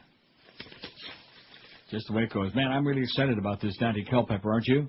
Oh, yeah, I'm thrilled. What are we going to do about Gus Frerotte now, huh? He gone. He going to be the backup, or is he going to be long gone? No, he's out of here. Get out of here. Not Gus Frerotte. He did a lot. And his wife is very uptight, so don't knock him. He's really done out of I went to Dolphins training camp. I asked Nick Saban, who will it be? Will it be AJ? Will it be Sage? No. Here's what Nick said to me. Oi! Gus Frerotte, our starting QB will be. I think we'll have victories with Frerotte. Just you wait and see. I saw an exhibition game. Watching him play was like a bad dream. I saw him fumble. He dropped the ball. It made me want to scream. Gus Frerotte ain't got whatever it is you need. Your offense has gone to seed with Frerotte. He can't score TDs. Gus Frerotte. Mediocrity. Absolutely. If you play Frerotte, you will be sorry. Donnie and his Culpeppers, baby, and all them jewelry he don't want to give away. Dubai-owned company unveils plan to sell U.S. port operations to an American buyer. You ready for this? All right. A Dubai-owned company said today it plans to sell all its U.S. port operations within 4 to 6 months to an unrelated American buyer and laid out new details about how it plans to pursue the sale under pressure from Congress. DP World said until the sale is finalized, its U.S. businesses will be operated independently. The announcement was the first time DP World described its plans for the U.S. operations as a sale, indicated it would retain no stake in them, no stakes. Because after all, who the hell wants to eat their moo cows, right? Do they eat steaks? Yeah, they eat meat, don't they? Sure. Oh. But it's got to be halal, doesn't it? I would imagine. Halal. That's right. An expedited sale process is underway, and with the cooperation of the port authorities and joint venture partners, it's expected that a sale can be agreed within 4 to 6 months, the company said in a statement. DP World said it would provide information about its business to interested parties, which it did not identify, and said will address offers based on what it described as the value, deliverability, and the continuity of management, yada, yada. So it's a stall act, looks like to me. They're going to sell, but we don't know to whom yet. Right. 4 to 6 months. Well, we're getting ready. Get a lot of good bombs smuggled in there in 4 to 6 months, can't we? Sure. Nuclear. Bomba Grande. Beach Ford has gone mad, folks. That's It's Dave! Oh! Miami town. at 560 WQAM. By the way, you might be interested in knowing my technical expertise, my computer ingenuity. I fixed my Alexa, I got it back. With ingenuity? My ingenuity. Because for some reason the Google toolbar got unchecked, and unless you have that checked, the Alexa will not, because it's like co-joined with it. They're joined at the hip. They're commingled? They're co-mingled, yeah. Anyway, here's our poll result today. Man, I'm telling you, I'm really excited. I'm on the edge of my seat. Instead of going out to Woodbine, I might just stick around here what Nick Saban has to say. You think I'm going to do that? No chance. Good luck to you, Nick. You'll need it, man. You guys are weak. What political talking head, newsreader, or columnist do you despise most is our poll question today. 833 at 133 votes. So many of them, but you folks have singled out Ann Coulter for special attention, and rightfully so. Bitch. 387, obnoxious and almost always wrong, by the way. Talks a lot of crap, always wrong. 46.5% for Ann. What's with that Adam's apple, too? She's got 387 votes, and Pat Buchanan got only 75 in second place. I mean, talk about nodal contendere. I hate this poll, 59. Bob Novak, 58. James Carville, 35. Skinhead, annoying. Tucker Carlson, 33. I don't know any, 31. That's our FIU contingent. Mary Madeline, 23. Why are you cracking your knuckles, man? That's the thing I do. Don't do it. Bad for you. You get arthritis. Chris Matthews, 21. George Stepp on top of a 16. Wolf Creek, 15. Tim Mercer, 13. Soledad O'Brien, 12. Maureen Dowd, 12. Charles Krauthammer, 9. Lou Dobbs, 7. Paul Krugman, 6. Fred Barnes, 5. George Will, 5. Jack Cafferty, 3. David Brooks, 2. Baby Buchanan, 2. Tom Friedman, 1. Kira Phillips, Solamente, 1. That's my vote. And David Broder, who the hell is that, has got 1. Bye, bye, bye!